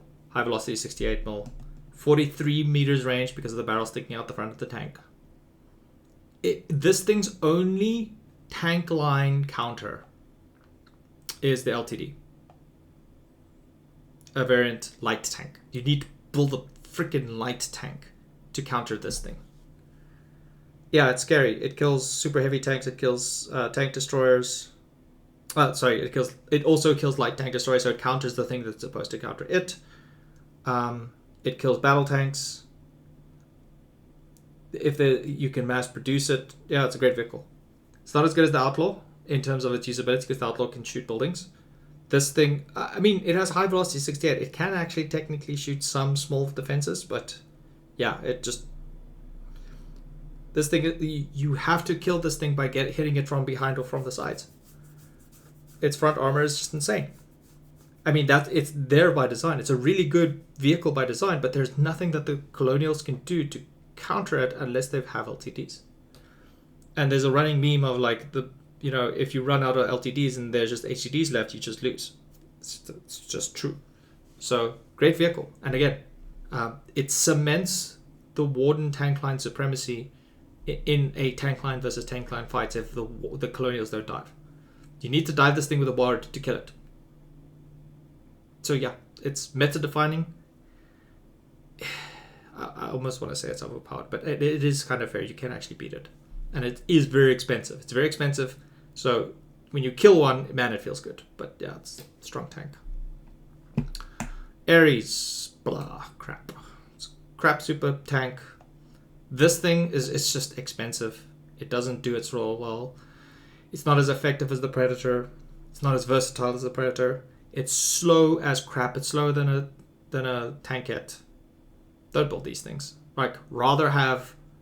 Well, I think the math is like you can for one of these you can have like 4 battle tanks, or you can have like 40 Taloses. Rather have 40 Taloses. This is a crap vehicle. Don't build it. O'Brien Gravekeeper. This is the bone car. I've seen some funny things. It doesn't do as good as the Bone Law, but I've seen people use this pretty well to do funny things with it. So it's an okay armored car. Warden armored car. Shoots infantry, kind of gets replaced halfway through the war. It's alright. It does its job. O'Brien Freeman. Can't remember. Is this the hack or the GAC? This is the hack. 40 mil. This tank is good. This armored car is good when it attacks, but you have to reverse it into combat. It's kind of weird. But it fires a 40 mil shot, but it's 35 meter range. It is significantly better than the scout tank, though. Where did I put the scout tank? The scout tank was here somewhere. Yeah, there's a scout tank. It's better than the scout tank in terms of what it does, but it's kind of weird, and it requires a GAC to make in a facility. So ones hate this thing because you need a facility to make it. I'm indifferent with it because I was, you should technically build a facility as part of the gameplay loop. But yeah, it's alright. It does its job. It's a cheap 40 mil shot. It is better than the 40 mil push gun because it's more mobile. So yeah, it does its job. O'Brien Highwayman, the TAC. Slightly better than the base armored car, so leave it at that. Okay, this is the GAC, the grenade armored car. It shoots Tremolas. I think it's underrated. I don't think it's trash tier, but it's definitely underrated. This thing can break fixed positions before 80 garrisons deck. If there's 80 garrisons, then it's like dead. Then just don't use it. But before 80 garrisons and you're shooting over defenses, it's a reliable form to shoot Tremolas. So, the other problem is it actually requires Tremolas, and Wardens don't spam Tremolas as much as Colonials do. So, okay, it's kind of bad. Okay, if I were to put a position between D and F, that's where Knave would be. So, it's an okay vehicle because Tremolas are good, but it's bad because Wardens don't tend to build a lot of Tremolas. They tend to rely on RPGs because of Cutlers and Foebreakers. So yeah, put the GAC there. It's underrated, but it's okay. Wildjack. Not as good as the... It's definitely not as good as the Vulcan. I would say it's on sea. It's situationally good. You can dive a Town Hall with it, but you just rather use a Skycaller instead. Actually, it's kind of meh. Retarius. Situationally okay. You need a lot of them. You need like 3 or 4 of these to all shoot at the same time, and the enemy needs to be spread out, which tends to happen if there's a long ass tank line. So this can be good if there's a lot of wardens and there's a big tank line and there's LTDs fighting them. Then this truck is awesome. But if you're just using it on its own, or if you're trying to, God forbid, shoot a defensive position with it, it's not that great. And that's just because HE rockets aren't as good. The other problem with the Retarius and why it's not S tier with the Skycaller, besides the fact it doesn't shoot fire rockets, is this thing is a real pain to target. Because the driver needs to move the truck into position, deploy the truck, switch to the gunner position, and then check the azimuth. You can't see the azimuth of the rocket of this truck unless you stop the vehicle, deploy it, and then you can check it. That's really shit. So this needs 2 to 3 people to operate effectively, and then you need multiple of these to actually make an impact. So it's kind of meh. It is definitely better than the Hades Nest because it shoots more rockets, but it also eats more rockets for less damage. It's just a crap Skycaller. So this is basically what it boils down to. Because the Skycaller is awesome because it shoots lots of fire rockets. This one shoots a lot of HE rockets. HE rockets aren't as good because fire is just better for assaulting positions. Yeah. Okay. R1 essential. Sisyphus. It's okay. It's faster. Put petrol on it. Goes zoomies. Has 1 less item slot, but it's really fast. It's a really fast truck. So you can put shirts, lots of shirts in this thing, and you slam it into a bunker base to make sure it gets there. So that's alright. Spear tip. It's okay. It definitely it's on par with the Stinger in terms of its role. It's supposed to defend supply lines. It can actually carry 100 storm rifle ammo, which is kind of funny because if you're bringing dusks to a bunker base, then you can actually submit your ammo supply to it as well. So it's a little bit of a funny truck because its dedicated ammo position that takes up an inventory slot can be used to also supply the bunker base that you're bringing. So you load a spear tip because it can hold 100 storm rifle clips. You load this with storm rifle ammo, and then you bring storm rifles and shirts. So it's kind of funny. It's a kind of a funny truck. I build this one early game every war because it's funny. Yeah, it's a good variant. Definitely worth the 5 or 10 CMATs it requires to make. Okay, so this is the old Warden Navy stuff. So this is the Warden gunboat. We'll pretend it's the new one. This is a great vehicle. It's very well armored. 360 turret. Forward-facing mounted gun position. Warden foe breakers are somewhat decent on the water, not as good as the ISG or the 20mm. It's a good vehicle. Does its job well. This vehicle no longer exists in the game, so I'm going to ignore it. Waspnet. It's just this thing is a pre-Skycaller vehicle. You build it to shoot fire rockets. Skycaller becomes immediately irrelevant. Can't even do funny partisan ops with it because it doesn't produce enough fire. Does shoot 12 rockets though, which is not bad. Yeah, put it on D. It's situationally okay. Skycaller is overpowered, so yeah, that's it. 12.7 pushgun, suppresses stuff. Recently has a counter with the 20mm pushgun. Kind of meh. It's okay. Kills things. Silverhand. This is a good tank. This is what you use to kill S tier vehicles with if you don't have enough outlaws. You use 5 or 6 of these guys. I know just said that you need multiple things, but yes, this is really good to counter Spathas. This is what you use to counter Taloses. This is what you use to counter Pelakes. Definitely not BTs. But you have multiple of these fully crewed with a commander, and they can do work. Very intimidating tank, but they die to BTs.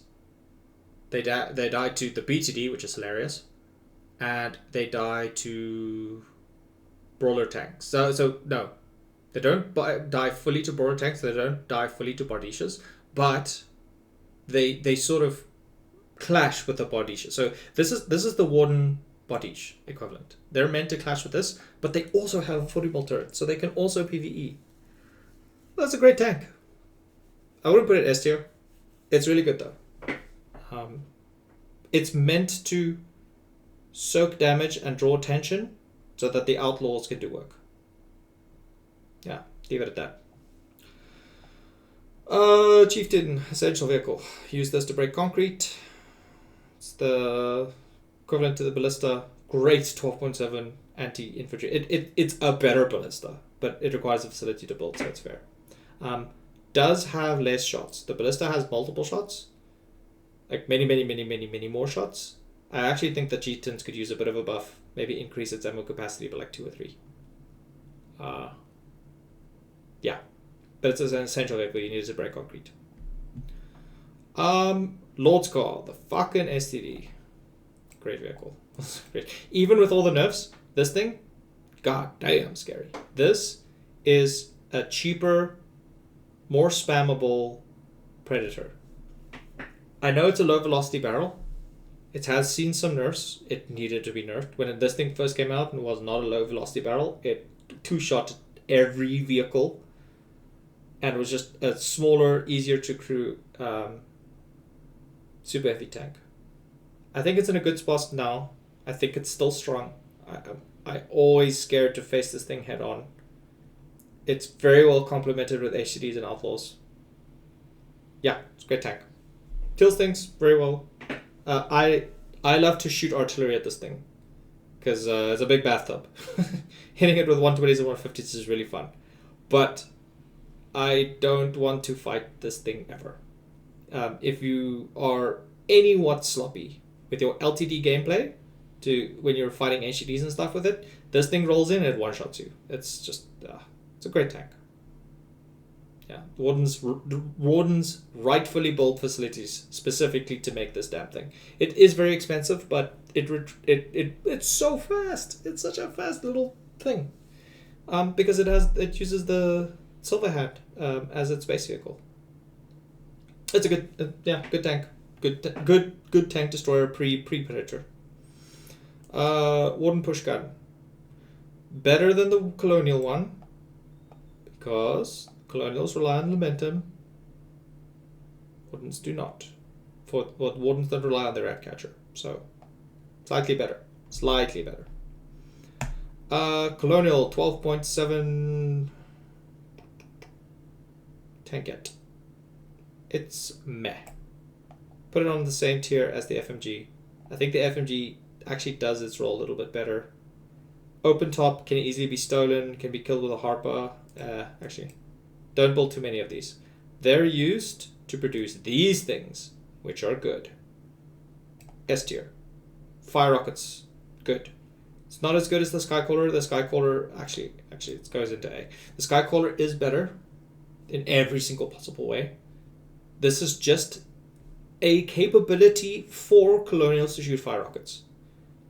If they bring out another tank, or they put in a variant for the Rotarius to shoot fire rockets, then this will be better.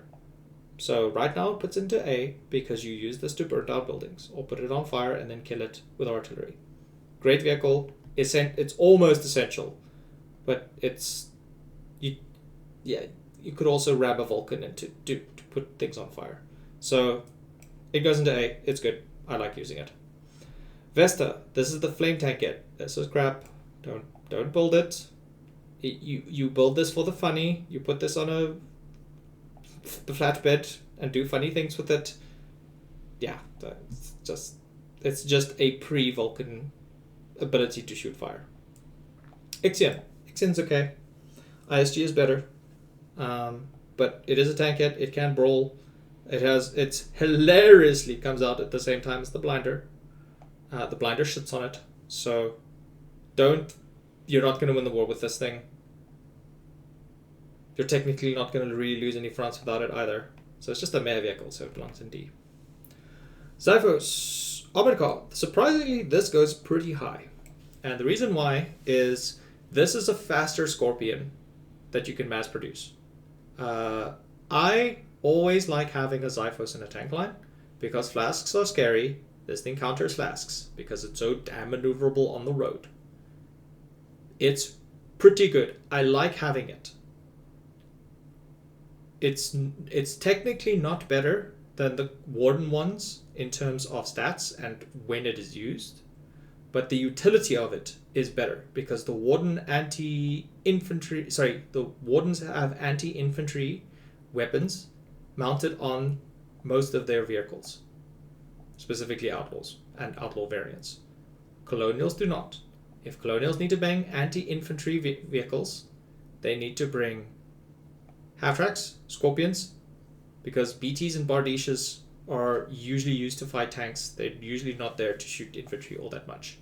So a dedicated anti-infantry vehicle that's not a Scorpion would be a Zyphos, because a Javelin can technically have the gunner shot off, and then it's useless. The Zyphos can't.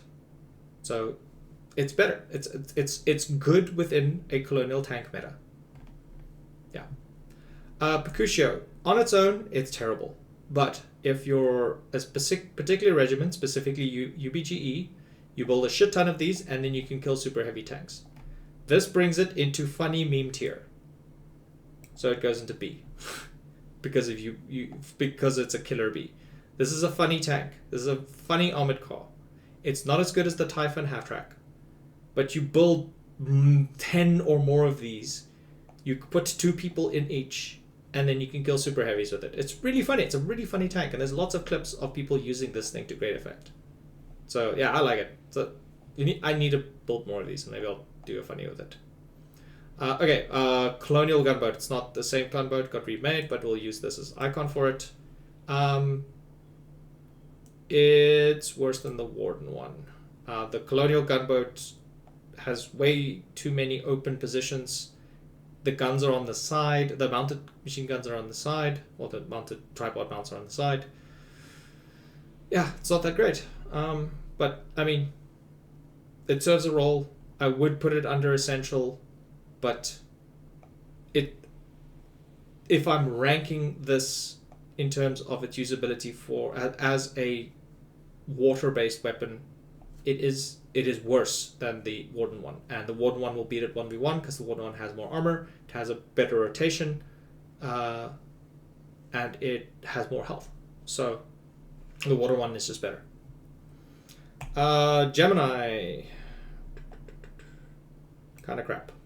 Gemini is not that great. Shoots 2 rockets, then it needs to reload. I'm going to compare it to the Icarus, which is a Jeep variant, high speed, detects radar, can flank very well. The Icarus just does the Gemini's job better because they both die to the same thing. But the Icarus makes up for it with speed. The Gemini is slow unless it's on road, and you need multiple Geminis to push a position.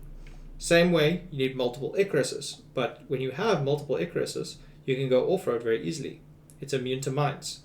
It has detection, so you can detect people in scout uniforms. The Gemini makes up for it by the fact that it's a closed top, whereas the Icarus is an open top, but the Icarus is so damn hard to hit because it's so damn fast. So the Icarus goes into B because it actually serves a role throughout the war, gets snipe watchtowers and stuff. The Gemini drops off the moment light tanks are attacked. Actually, no, they drop off the moment that they drop off the moment the Ixion is tagged, the 30 mil tank head is tagged, and then this drops off once you have ISGs and R1s. So it just falls off really quickly. It's not very impactful what it's meant to do. So, meh vehicle, F tier. Actually, no, it's crap vehicle. Yeah, it's F tier. All right. Okay, we're almost done. Argonaut.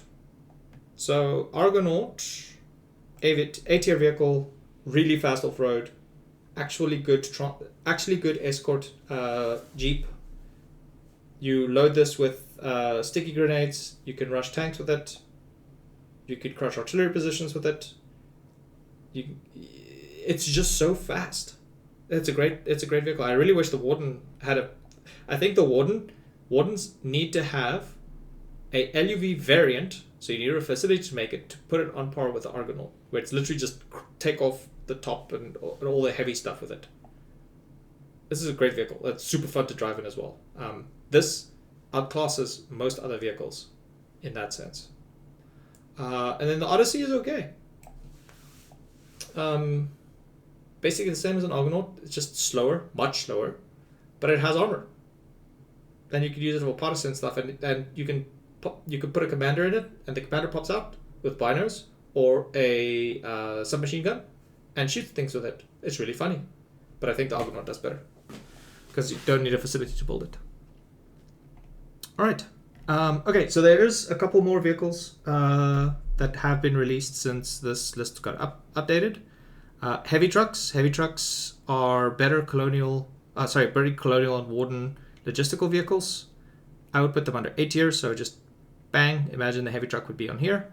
They're just better, they're armored, they need sticky grenades or HE or explosives to actually deal damage with, or damage to, so great logistical vehicle.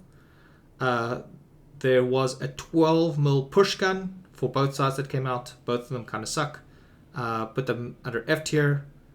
You can sometimes do funny things with them, but they immediately get outclassed the moment the regular pushguns get developed. So that's where they sort of existed. Okay, that's about it. So video is probably going to be very long, but this is my general outlook on the balance for Foxhole. I think the Spatha is too strong. It needs to be nerfed. I think the Outlaw is too versatile. I think the Skycaller is overpowered by the fact that fire rockets are really good and it's such a breeze to use.